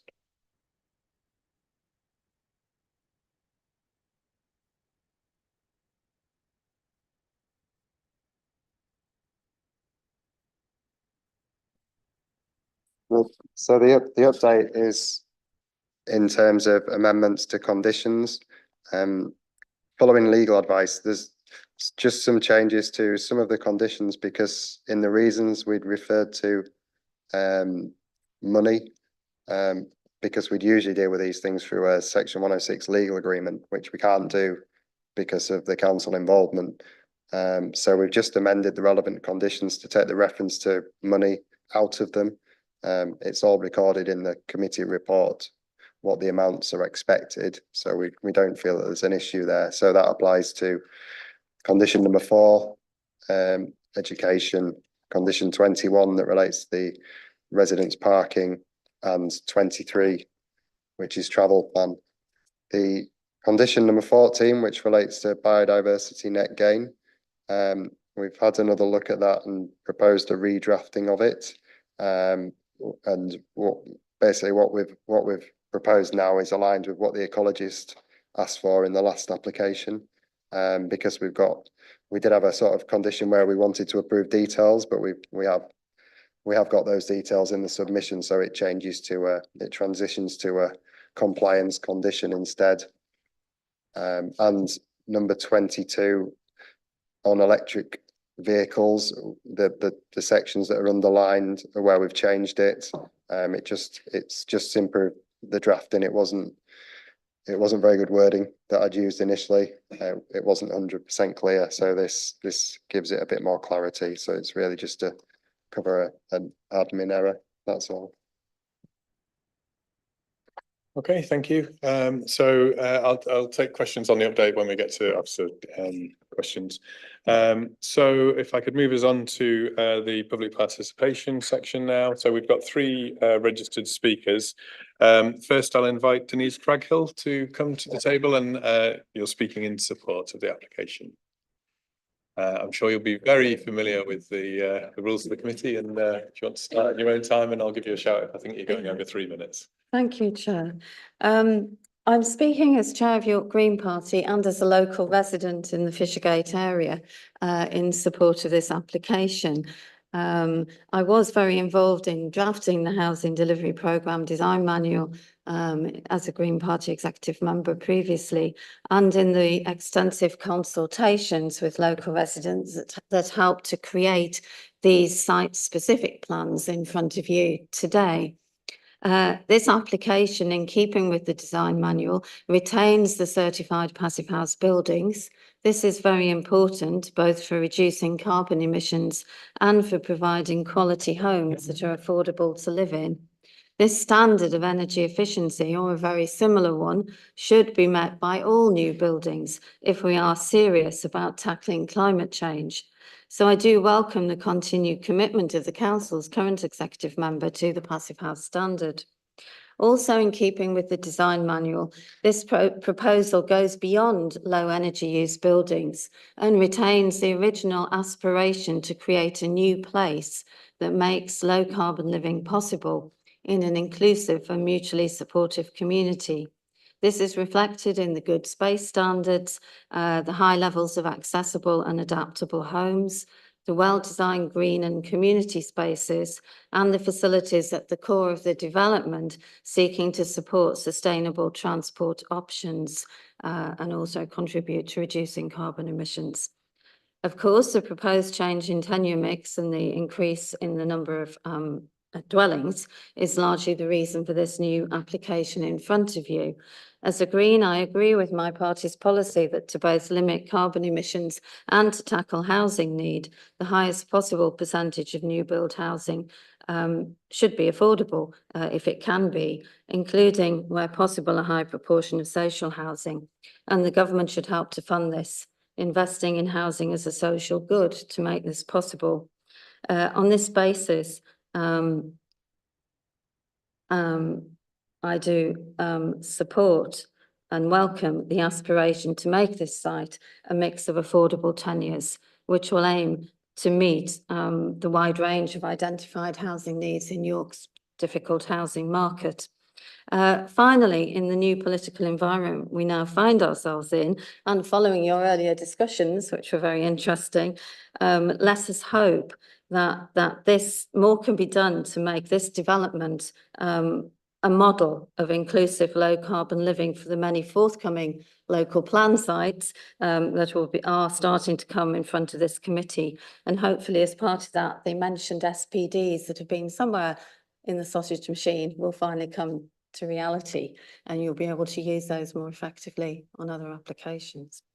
Thank you. But please do support this proposal. Thank you very much. If you want to just sit a second, are there any questions from members? No, well, thank you very much for your time. And I should have said at the start of the public participation, just thank you everyone for having sat here for about 4 hours before you actually got to come and say your 3 minutes worth. So wonderful experience. Thank you very much. So the next public speaker is Councillor Whitcroft, who is speaking as the ward councillor, also in support. And you likewise will know the score. I'll give you a shout if I think you're running over the 3 minutes. Thank you, Chair. Thank you. As a member of this committee and regular follower of planning news, I often hear of councillors opposing new homes in their ward. The furrowed brow of a councillor in the local press standing up for residents concerned about a new development has practically become a cliche, perhaps more so than squatting next to potholes. So members, today I'm very proud to be able to buck the trend. I'm passionately in support of this much needed and welcome development, providing 101 homes to the residents in Fishergate. I'm immensely proud to be able to represent my ward for a number of reasons, all of which have driven me to come here today and speak in favour of this application. Fishergate is undoubtedly one of the most beautiful parts of the city and fuelled by a caring community with a myriad of civic pride organisations who dedicate themselves to keeping the area welcoming, clean and open. As a result, people really, really want to live there. As with anywhere attractive to live, housing has become a real problem, as the average cost of a house or renting in Fishergate far exceeds that of many other parts of the city. I can attest to this not just as a local councillor, but as a young person looking to buy my first home. Aside from the obvious intergenerational unfairness that the housing market represents, it also presents the city with a real problem. You see, Fishergate is not just a centre of civic pride, but it hosts a range of essential services. The police station on Fulford Road, the fire station on Kent Street, as well as essential health services all exist within the ward. If we're going to survive and thrive as a city, we need these services to keep going, so we must have places for these essential workers to live in. I'm proud the council acknowledges the need for essential worker housing, and this place in Ordnance Lane provides an opportunity to work on that. In the wake of this application, Councillor Wilson and I have held a number of surgeries and drop-ins for residents, as well as an Ordnance Lane specific session with council staff last week. I'm proud to report that my YIMBYism, spelt with a Y, not an N, is shared by all of the residents I've spoken to. Although many are owner-occupiers in more established parts of the ward, they recognise the importance of building homes fit for the future and including them within a wider community. That's why I'm particularly proud that the council administration has changed the development from 80% to 100% affordability. This application will focus the council's resources on building homes for people who cannot rent or buy in the current market. I'm also pleased to see the majority of homes will now comprise 1 or 2 bed dwellings, which are more appealing to the very people this development is needed for. Younger people who've been disproportionately affected by the housing crisis, but also older people who may lack the ability to downsize and find an appropriate place in Fishergate. I haven't even mentioned the passive house design, the low carbon development, or the walkable amenities, but this application simply works. It's in keeping with the ward's priorities and aesthetics. It does no damage to any existing property. Most importantly of all, it meets Fishergate's values of doing the right thing for the next generation, playing our part in providing the city's services and building a sustainable future we can be proud of. I urge you to approve this application. Thank you very much. And are there any questions from members? No, not seeing any questions. So thanks for your time. And I think you will now withdraw from the, oh, Councillor Melly's got your question. Councillor Whitcroft, I know you're passionate about residents parking. Have you had any conversations yet with officers about how micro residence parking works? It's not something I'm familiar with. It's quite a difficult scheme to work with. I've spoken to residents in other parts of the ward who want micro residence parking. But I see every sort of challenge as a bit of an opportunity, really. We can look to develop how Res Park is going to work, implementing it in the city, hopefully on a changed basis, but making sure that we look after local residents as well. So there isn't any real clear blueprint at the moment, but as we look to expand and work on it, I'm looking forward to working with officers to do that. Okay. Thank you very much. And I think just in line with monitoring officer advice, you're going to now withdraw from the room, aren't you, as well? Yeah. So you can watch us on YouTube. Okay, the final speaker is Sophie Round, who is here speaking on behalf of the housing delivery team. I didn't have you on the list, I'm afraid.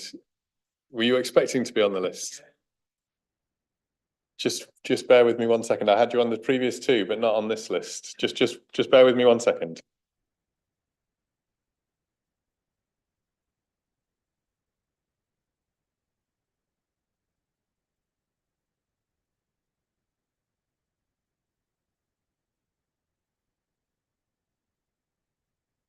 Sorry, Sophie, if you wouldn't mind just taking your seat back at the table. Mr. Beacon, apologies, we didn't have you on the list. I will apply my discretion, given that you've sat through 4 hours of planning. You're very welcome to come and address the committee.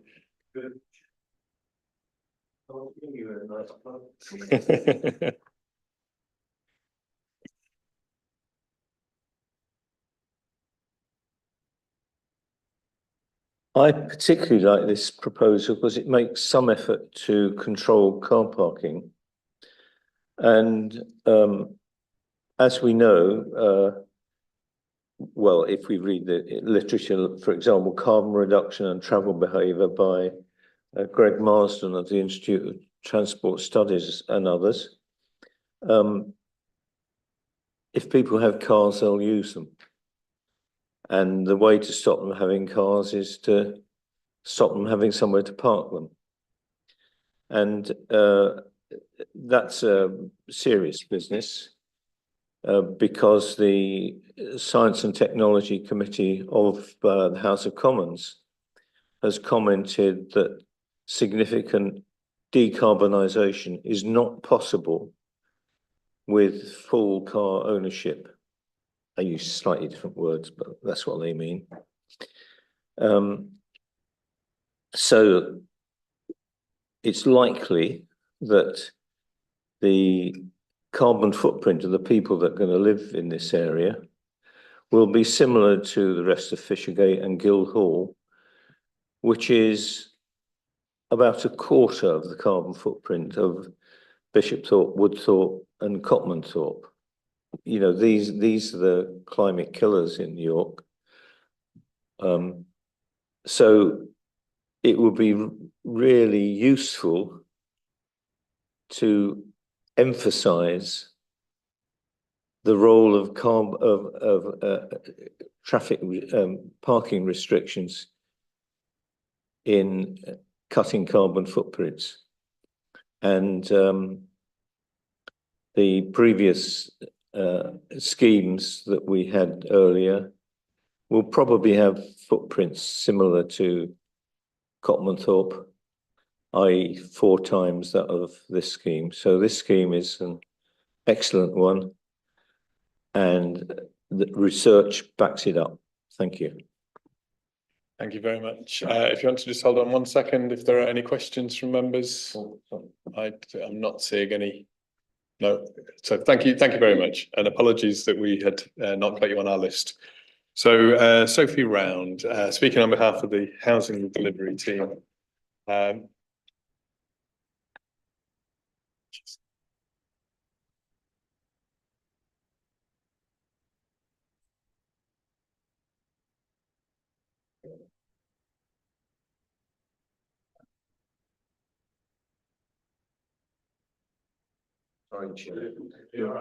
Yeah. Old, decrepit.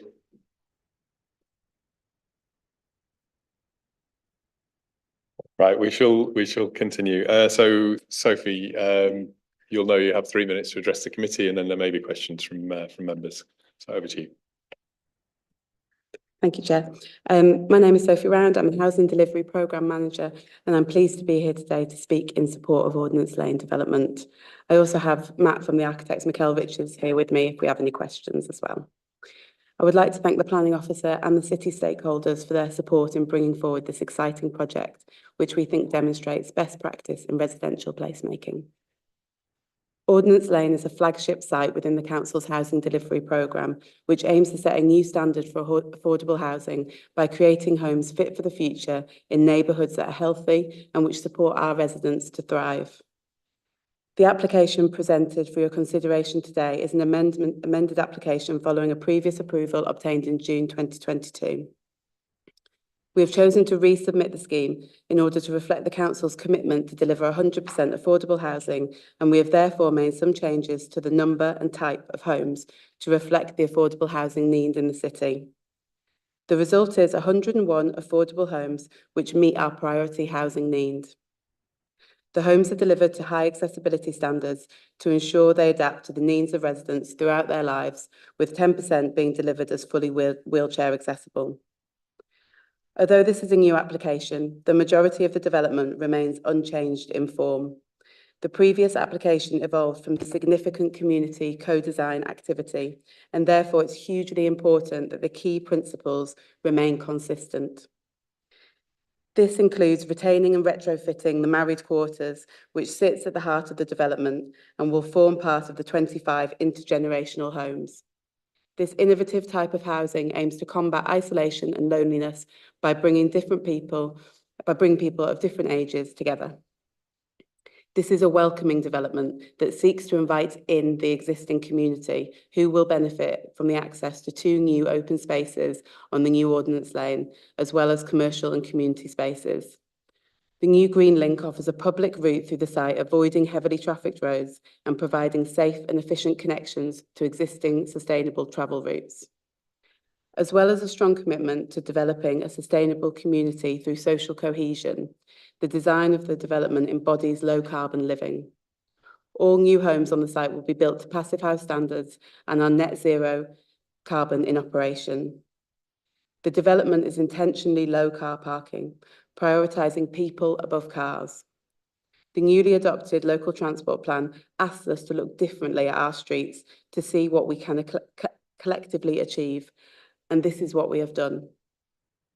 The application proposes in excess of 300 cycle spaces, along with 2 new car club vehicles, as well as an electric cargo bike hire scheme to maximise sustainable transport options. I am delighted that York continues to be at the forefront of supporting health and well-being and tackling the climate emergency through its pioneering approach to delivery of housing. Thank you.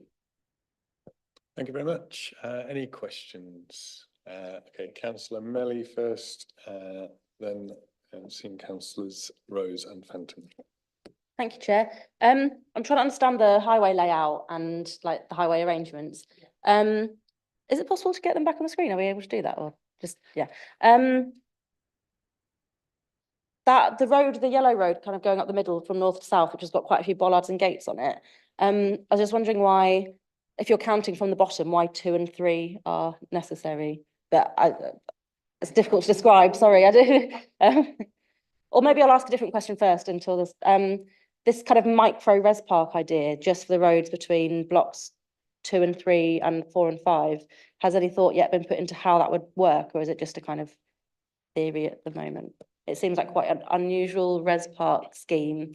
Yeah, it is an unusual res park scheme, and it is obviously much smaller than your usual res park scheme would be. We are open to working with colleagues in highways to look at the wider Hospital Fields Road area, because there isn't a res park on there, as we've discussed, but neighbouring residential streets do already have res park in there. So yeah, we haven't got to that point of agreeing what the res park would look like on this sort of scale, but we're very happy to work with colleagues in highways to make sure that we can achieve this and try and get, you know, this is a new type of scheme for us really as a city. We haven't got this low level of car parking in many of our developments. And so we want to work, you know, together to try and achieve that. Thank you. Yeah, you can see it now. So I can understand why there's a gate at the very bottom, by the junction at the bottom, and why there's one at the top to stop vehicles from going on the road at the top. But why are the ones in between needed? I think because, and Matt will correct me if I'm wrong, but the sort of grade areas, so between terraces 2 and 3, 4 and 5, have cars on them. And so if we didn't have something to stop people, they could come out the other end and start trafficking that street. So we need it at the top, the bottom, but we also need to stop people coming out of those residential streets where there is going to be the res park and sort of using that. Just obviously it would be stopped at the top and the bottom, but we still don't want to encourage people sort of trafficking that street in any way. So they'll have to drive onto the street to turn around to go back out the way they came in. So they'll have to drive on that street. So they go in and out of the same route, don't they? And they can turn or reverse in the parking spaces are quite long. Yeah, sorry. So they can basically, if those bollards weren't there, they could end up going down that kind of north to south green link, which and then get stuck at the end where the bollards are and have to reverse all the way back out. So having those kind of 2 and 3 sets of bollards that you called them, that basically deters them from going any further and keeps that kind of whole stretch car free until it's an emergency vehicle or a refuse vehicle that needs access. Okay, next I had Councillor Rose. Yeah, the question I asked earlier, sorry, mic in front of me. Question I asked earlier around the 2 community buildings on the plan, the 2 marked in green. If you've got the one that's color coded, they look the same as the other houses in the same row. Therefore, they're not big community venues. But what does community mean in this context? I guess. So, the one furthest to the east there which is in the intergenerational block. That will be primarily for the people who live in the intergenerational community. So it might be a library space, it might be somewhere that they do exercise together. It's a community cohesion place, and it will be just for the people who live in those 2 blocks, so the married quarters and then the new build intergenerational. And then the second one there, it came out of feedback from the local community and engagement that there aren't that many community spaces. It's something that's really needed. At the moment, we don't have a clear, this is exactly how it's going to work. It's quite a small space, but it has a kitchen. It could be used for kids' birthday parties, that type of thing. But we want to go out and work with social enterprises, work with local community and work out how that management arrangement is going to work. But we've got quite a long time until it's built. So that's one of our key priorities, is to sort of get a management strategy for that. As things stand, they're effectively normal houses that have community use, as opposed to being a different shape or size, or they're slightly different in their shape and size, but they fit pretty much into the footprint so that they are in keeping with the residential setting. I'll save my parking question for later. Okay. Councillor Fenton. Thank you, Chair. Just a quick question about affordable tenure mix. I know in the 2022 application, within the affordable allocation, it was an even split between social rent and shared ownership. I just wondered whether that was still the plan or whether the thinking had changed in terms of what the mix would be, given that the type of home has changed since the previous application. So the exact mix is not yet determined, and we haven't fixed on it, and hence it's conditioned in condition 3. What I can say is it's going to be a mix of rented homes and shared ownership homes, and that all tenures will be in accordance with the definition of affordable housing from the NPPF. Okay, Councillor Burton was next. Oh, it's my usual question. Where will disabled visitors be able to park when they're visiting their friends who live there?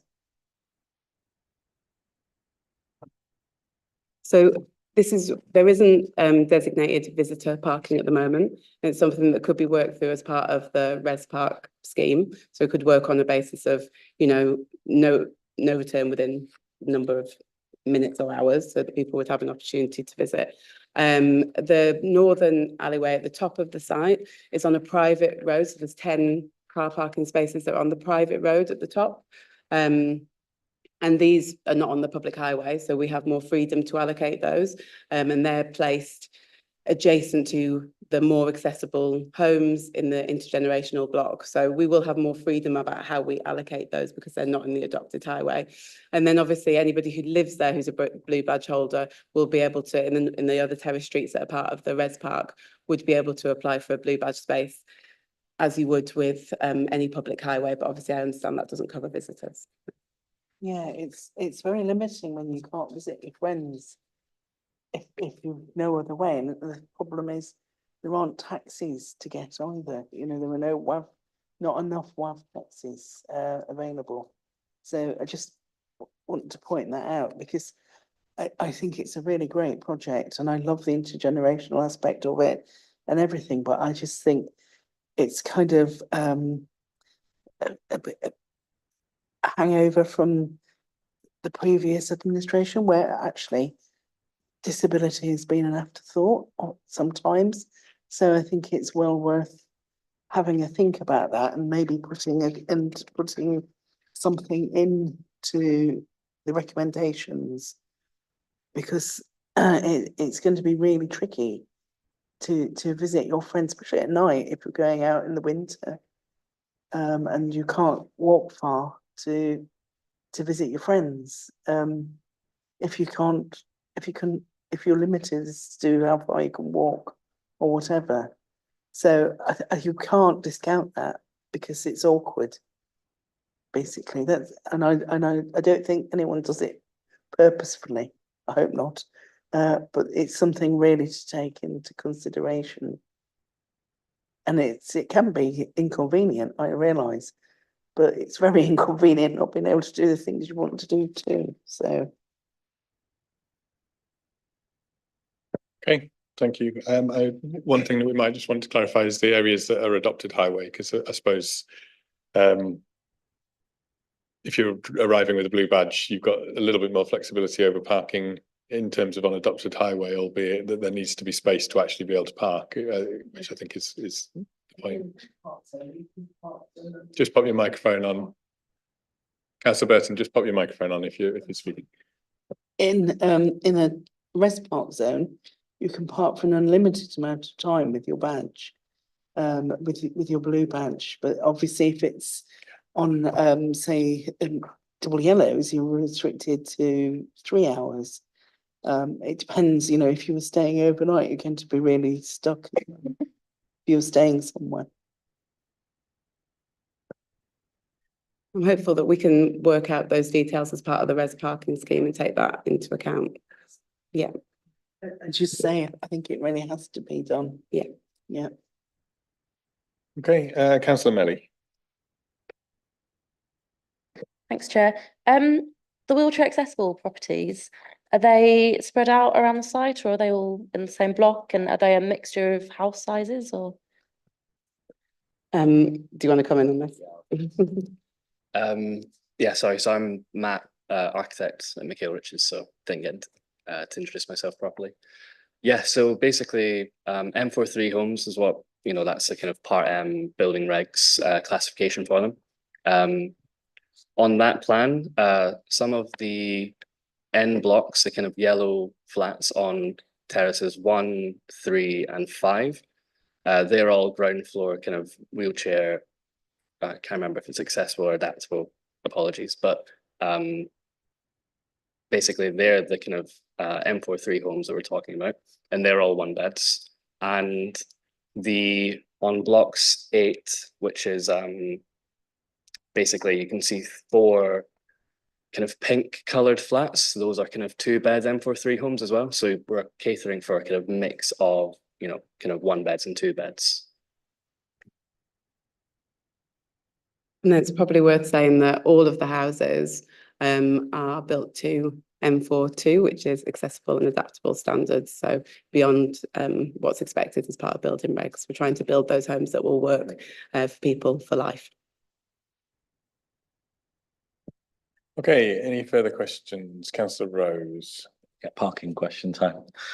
I'm not an oracle, but if I'm going to drive back to my house and I'm going to go down the side, I'm going to go down the lane and there's not a space, and I'm going to turn around, I'm going to retreat and park around somewhere else, or you face the same challenges with that. You're going to come along Hospital Fields Road, find the first space you can find and park up every time.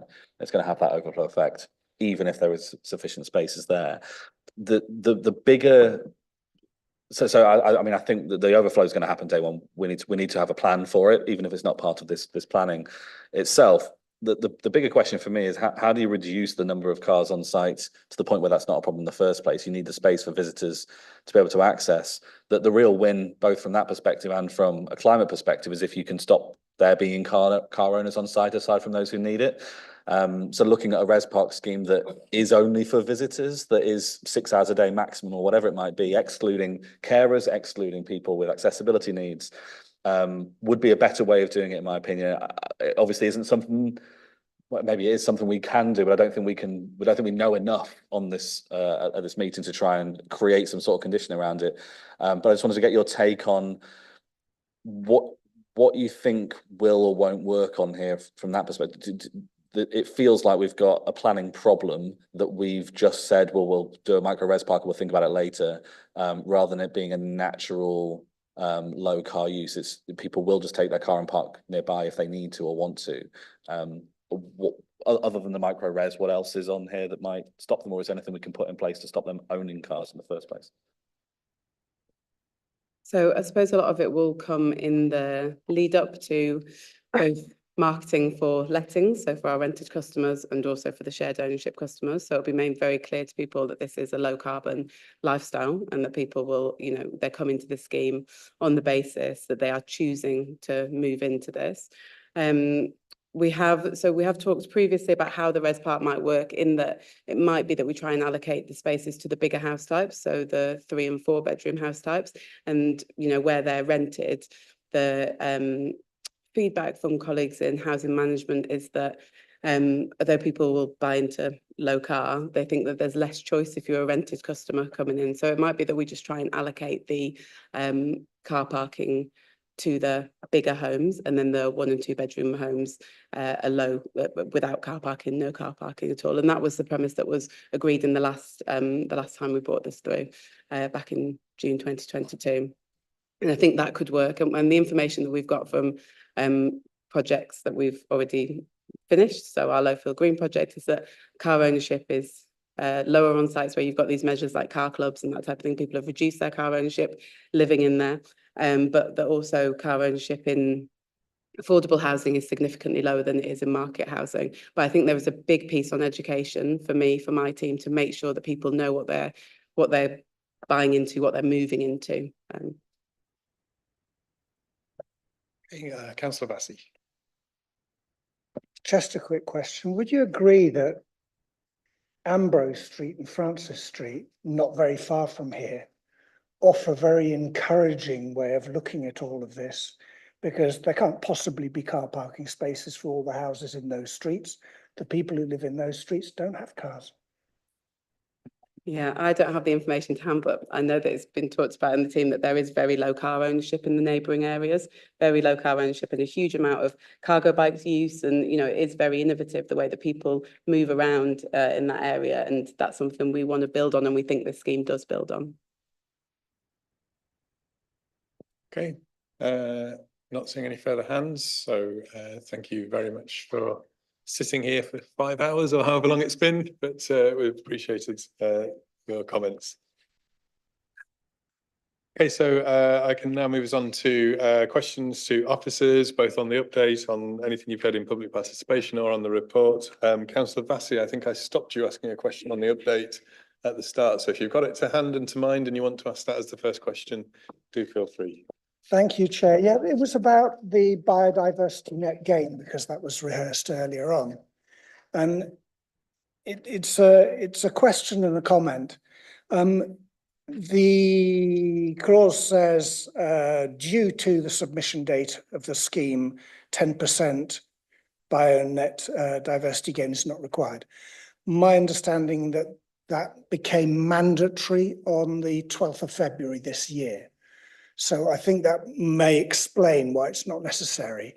But I've also learned in the pursuit of trying to understand that, and maybe officers can comment, I think the legislation has also changed now so that biodiversity net gain does not necessarily have to be applied to the development site itself, but it can be like a Section 106 agreement that you achieve your 10% biodiversity net gain by contributing to a different site. And that made me think, Millennium Fields and other places like that might in other circumstances be the net beneficiaries of this kind of development. So my question is really, am I right in that understanding? And is that a way that the planning committees can look at biodiversity net gain going forwards, that it's something that can be applied in different places?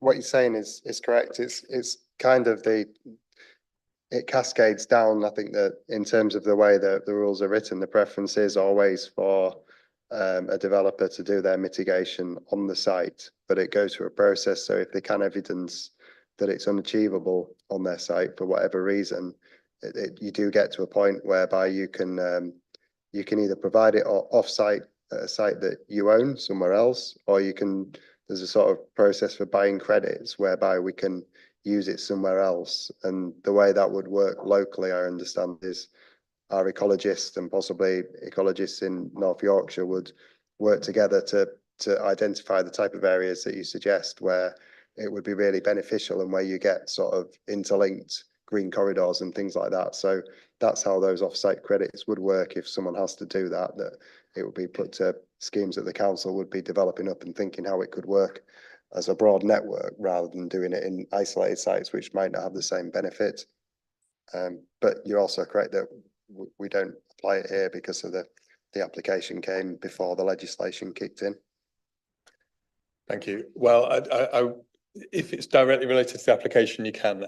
Much as I'm interested in that, because it doesn't apply on this application and because it's 10 to 9 at night, I'm not wanting to go down a conversation that's not directly related to the application, although very happy to, if it is related to the application, I can have another question. In which case, I think it is probably something that we will want to return to as a committee, absolutely. But I'd like us to stay focused on the application. So, any further questions on the application, Councillor Melly? There's no sports provision provided on site. That's going to be a commuter sum to be provided off site. The top of the list of places for it to be spent is the retreat, where we've just heard it maybe can't or won't be spent.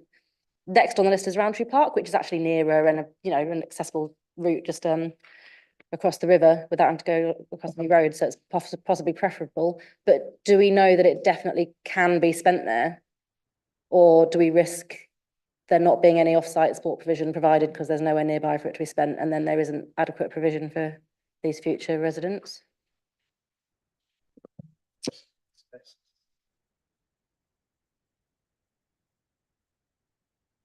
It's obviously due to the size of the site, we can't feasibly fit sports provision on the site. So we quickly arrive at the point that it has to be off-site. Everything you say about the Section 106 and the obligations, yeah, there'll be an onus on sport and leisure to spend it within a certain proximity of this site within a certain time.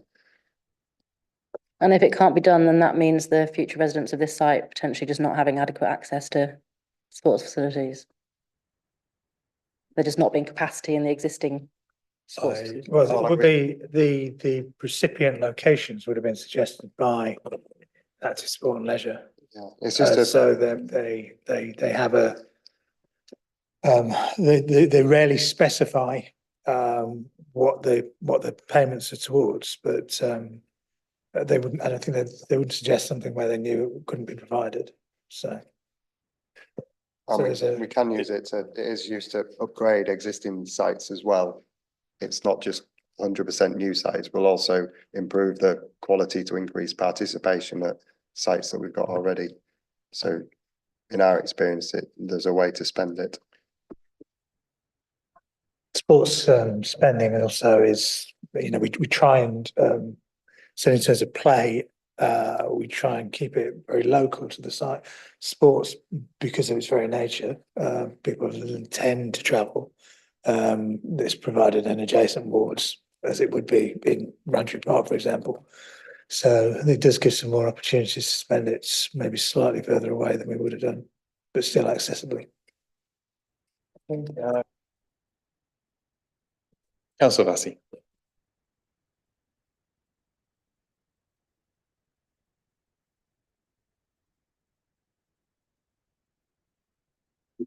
It went, it's all right, it was just me. Okay, yeah, this relates to EV cars and charging and parking spaces. I'm wholly in support of this, I should say, reducing the number of car parking spaces, but I noticed that in 5.30, we're told there'll be 28 car parking charges on site. And then further on in 22, in the conditions, we're told that there'll be electric vehicle charging for at least one of the parking spaces in the north block and one of the spaces in the middle block. And my thinking is this: we're on our way to getting rid of combustion-powered cars. Why can't we simply say, or why haven't we said, all the parking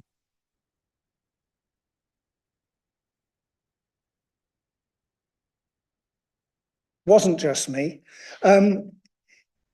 Given that we're looking to the future, these houses are going to be open towards the end of this decade.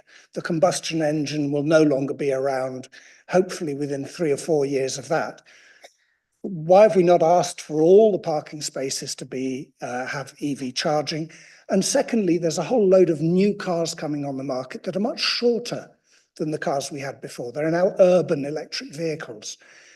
When we look at the number of parking spaces, are we actually thinking about a future where there are vehicles that are just with the space for two-seater cars?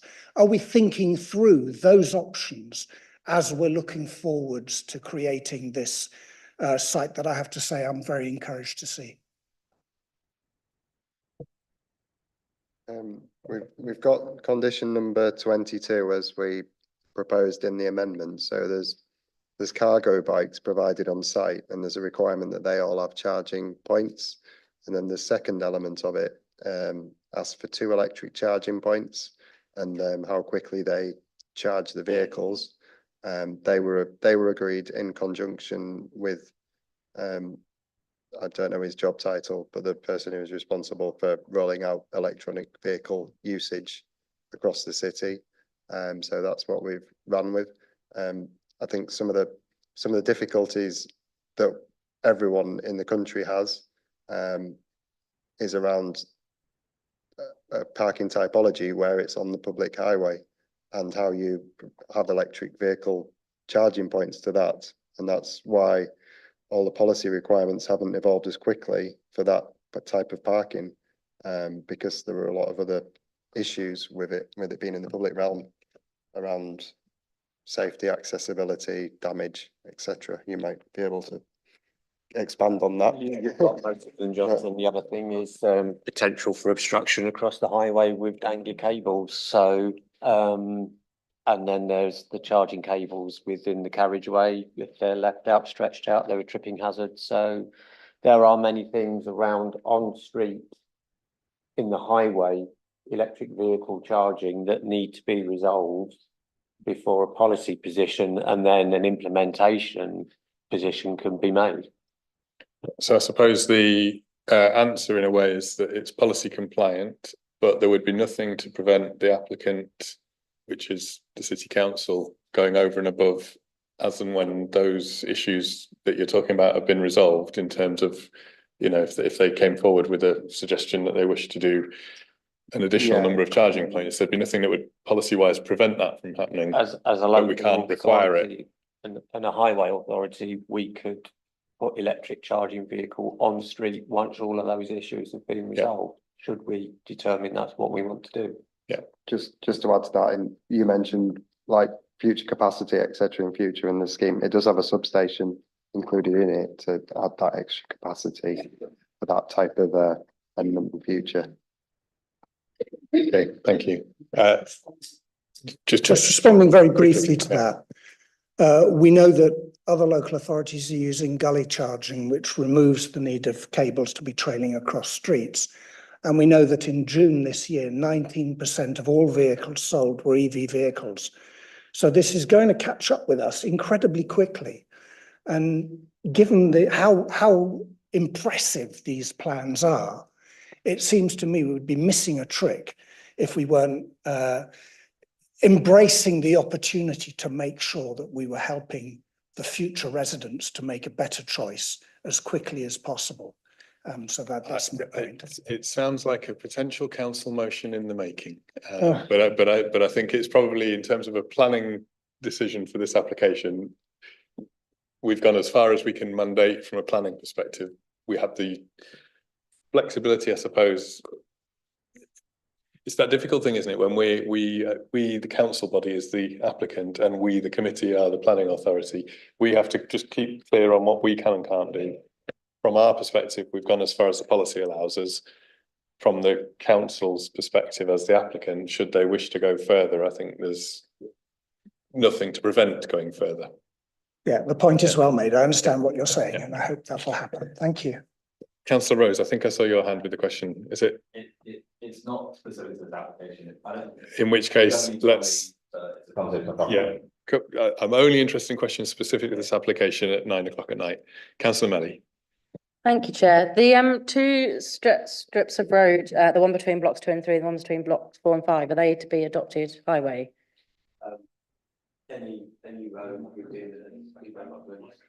Sorry. It's to be adopted by default under the section 36 of the Highways Act because the local authority is the developer. Right, I see. Okay, thanks. And in terms of, yeah, like this application, the design of the scheme, do those two roads serve any access purposes to the building? Are they needed for like emergency vehicle access to properties? I don't think they were on the map of the refuse collection truck, or are they just there as parking?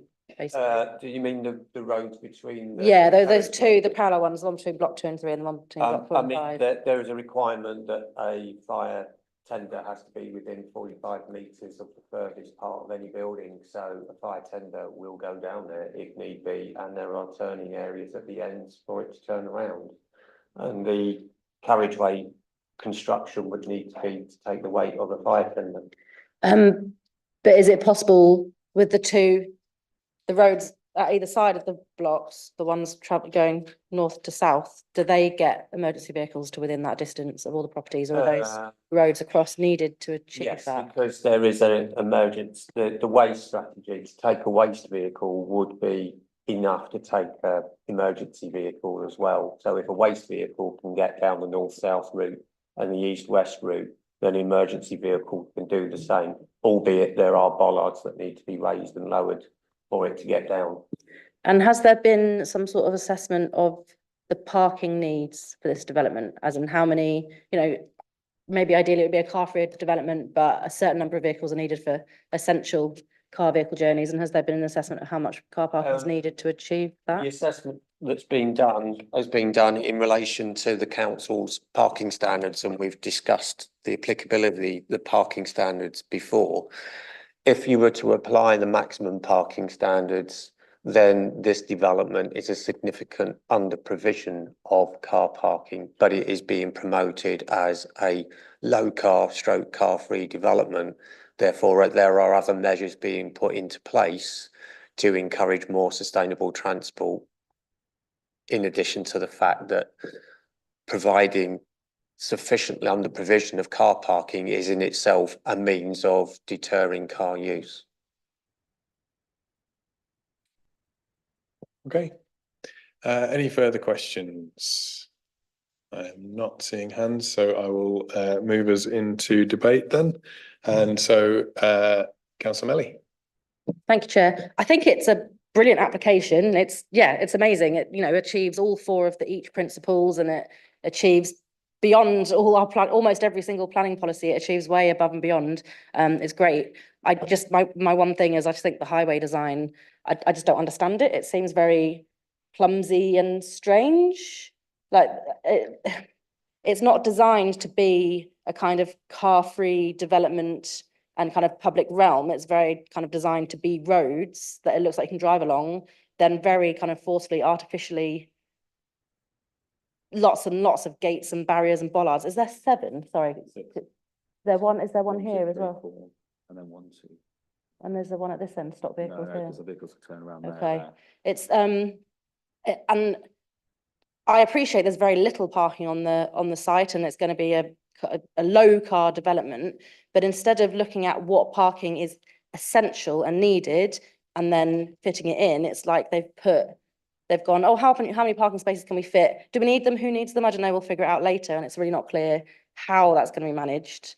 I mean, the kind of residence parking system is the fees and the policies are set at a citywide level, where if you live in the res park area, you can buy a res park permit, but you can't have that because there's nowhere near enough parking for that to apply. And I just can't see at all how this highway system will work.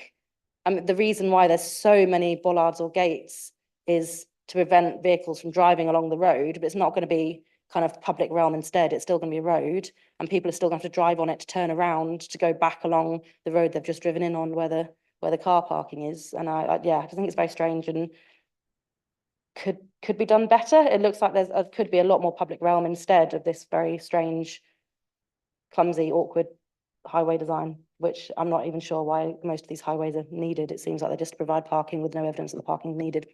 But apart from that, I think it's perfect in every other way. And I'm happy to approve it, and Thank you. Councillor Rose, I had you next. I mean, for fear of repeating everything word for word just said, I really like this. I think there's so much to speak positively of. 100% environmentally friendly, 100% affordable, 100% all the good stuff. Easy access in and out. We've got routes that are dedicated to pedestrians and cycles, at least in theory. But when it comes to cars, when it comes to parking and highways, it is not good. It's going to be hard to get in and out. It's going to be hard to manage the parking. We've got a route here that is just for cyclists and pedestrians, where you could be cycling along, enjoying yourself, and a car reverses in front of you in a route that you don't think has got cars there, but they're turning around at the end of a lane, and it is just clunky. I think there's a lot that can be taken offline about how we can manage it better, and I really hope the council does look into whether we can make it car free as much as it can be, car share schemes and those who need their own car, but predominantly visitors and so on only. I think we can also take offline that electric charging conversation. I think we don't need gully or anything else. You genuinely can just put in loads of electric charging on here with no problem whatsoever, because they're fixed car spaces. So there's a lot of clunkiness around that. That said, if we were looking, it technically meets our thresholds in the other areas, I'd say that was a big mark against it and cause to object. But when we're looking at the balances, I think everything is so positive on here, and a lot of that can be mitigated. And it is annoying, but the theory is for it to be low car usage, and the fact that it's annoying will reduce car usage, I guess. So from that perspective, I'm minded to support what's in front of us. Thank you very much. Councillor Burton, I had you next. I'm fully in support of everything apart from the parking. And I'm not going to say everything I've said already, but I'm proposing, could 60% or 80% of the parking be set aside for disabled parking? And could it be then looked at again in a year or two once it's built to see how it works? And I suppose also the balance of people within the housing will change. Some people will become disabled as they're living there and will need either to move then, which seems a shame, or not, or be stuck. And I think you've got to be very careful about building in accessibility and equality into this scheme, because it is in this scheme. It's the houses are accessible. But if you can't get there yourself in your car and you can't have visitors, it's limiting. And is there any way we can put a provision? Sorry, I'm very new to planning, so at this stage. I suppose what you're perhaps alluding to is the condition that we had on the government hub application, which was around the provision of blue badge bays and then a review that was built in as to whether it was a over or under provision.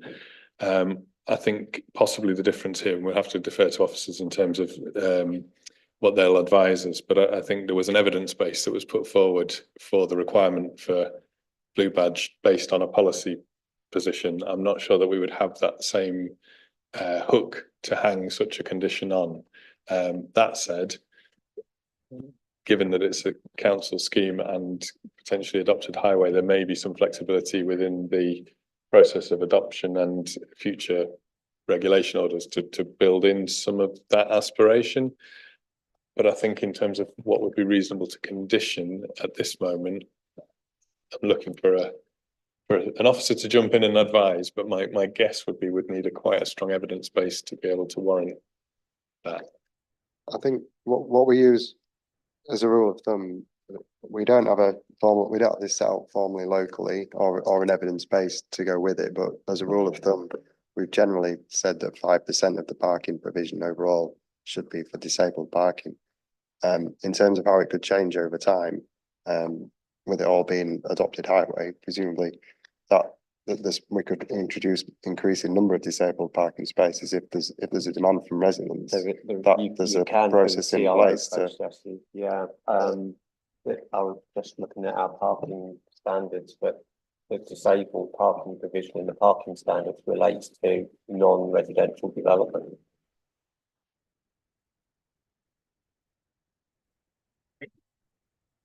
I mean, in terms of the national guidance, it's similar with lots of these things. It gives you the scope to set local standards, but it asks you to develop your own evidence base to show what's a reasonable amount.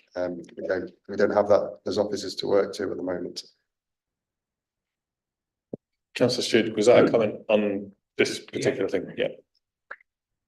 Yeah, thanks, Chair. It was just to sort of make the point, we are 7 hours, 10 minutes in. I think we're heading for our third unanimous vote of the night. And so just a note of caution about who the applicant is. The applicant is City of York Council. And if City of York Council doesn't do parking the way we'd like, we are City of York Council. We can talk to Councillor Reviliers, we can talk to highways officers. Councillor Whitcroft, if he's still here, he's not, can do petition, but we are the applicant. So for me, we have to approach this with infinitely less need to condition. Whether we can condition or not is a whole different debate that I'm sure we could spend an hour on. But with us being the applicant, we simply do not need to worry about that sort of detail. We can take it offline with other applications in a hope of the developer being reasonable. Here we can just take it offline because we literally are the applicant. So, you know, I would very much urge us to consider moving towards voting on this. That's very eloquently put, Councillor Stewart. The one just note of caution I would have is that it should be irrelevant to us who the applicant is actually as a committee. We have to treat this as any other application. So if we feel that it's warranted to condition, it's warranted to condition. But I do take your point. Councillor Burton, did you have your hand up just to respond as well, or are you? The whole thing about very quick comments. I'm on the blink now. I think this is the technology telling us something. Yeah, 5% of parking is disabled parking, but that's when there's more parking to start with, 100% parking, and you have 5% of that. This has got even less parking. I mean, I'm not a great mathematician, but even I can work that out. So, but I take what Councillor Stewart is saying. It's we're the yeah. I think where it's difficult is the visitor parking. I think that the officers have made clear once it becomes adopted highway, there's the provision for a resident to be able to apply for a disabled parking bay on the adopted highway, and in that sense, that element of the provision is dealt with. The visitor parking for disabled access is more complicated. I suppose the counter is that with the blue badge, so long as there is an available space, you are able to go and park even if it is a res park zone. Yeah. I think it's probably not something that we're going to bottom out at this point in time. And as I say, I think probably I would suggest that in terms of what we could or couldn't condition, it would be quite difficult for us to formulate a condition that would be reasonable and enforceable and all the other things it needs to be. And as Councillor Stewart has made a very reasonable point, that we do have the opportunity slightly differently here to be able to go and speak to the applicant to lobby for a better provision, noting those very valid points.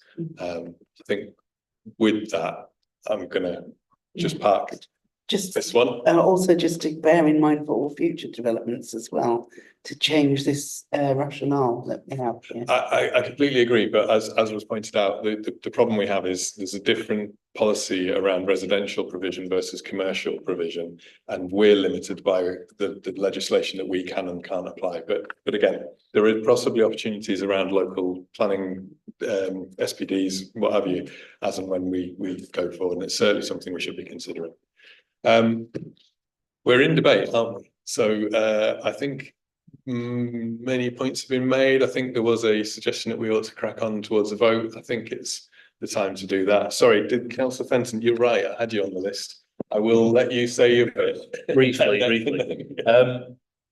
No, just to echo comments from others, I think this is a because it's new for York, it's an exemplar. I think there will be questions will arise as the as a scheme gets up and running. I don't think that's a bad thing, but I think as long as we are clear from the outset what our expectations are, hopefully what follows in the finer detail of how the scheme will be set up will meet our expectations. Particularly pleased that the passive house remains at the core of the development. I'm pleased that the proportion of affordable homes has increased. That's obviously a good thing. And it hopefully sets a template for other developments that are not council developments in terms of what's possible. So more than happy to support again. Okay, thank you. Let's look for a proposal to test the officer recommendation. Councillor Bassey. Happy to propose. So that's to propose. I'm assuming you heard that even though I was switched on. I did. You're happy to propose approval, and I'm looking for a seconder. Councillor Stewart, I see your hand first. So proposed and seconded. There's amendments in the update on the conditions. I don't think we suggested any further amendments. Not that I've noticed. So if you could summarise, Gareth, for us. Sorry. So the recommendation is on page 133 to approve subject to conditions set out in the report as amended by the conditions set out in the tabled written update. Okay, so if I can see by show of hands, all those in favour of that proposal. And anybody against that proposal? Any abstentions? That is therefore passed unanimously and approval is granted. That brings us to the end of the meeting, and I would just like to thank everybody for the time that you've been here today. That has been a ridiculously long session. I will personally apologise as chair. I did not want this session to last as long as this, and we'll be doing everything I can in future to ensure that we have more succinct meetings. And if I can ask all of your commitment to that as well, I think that will help us all. But thank you all very much.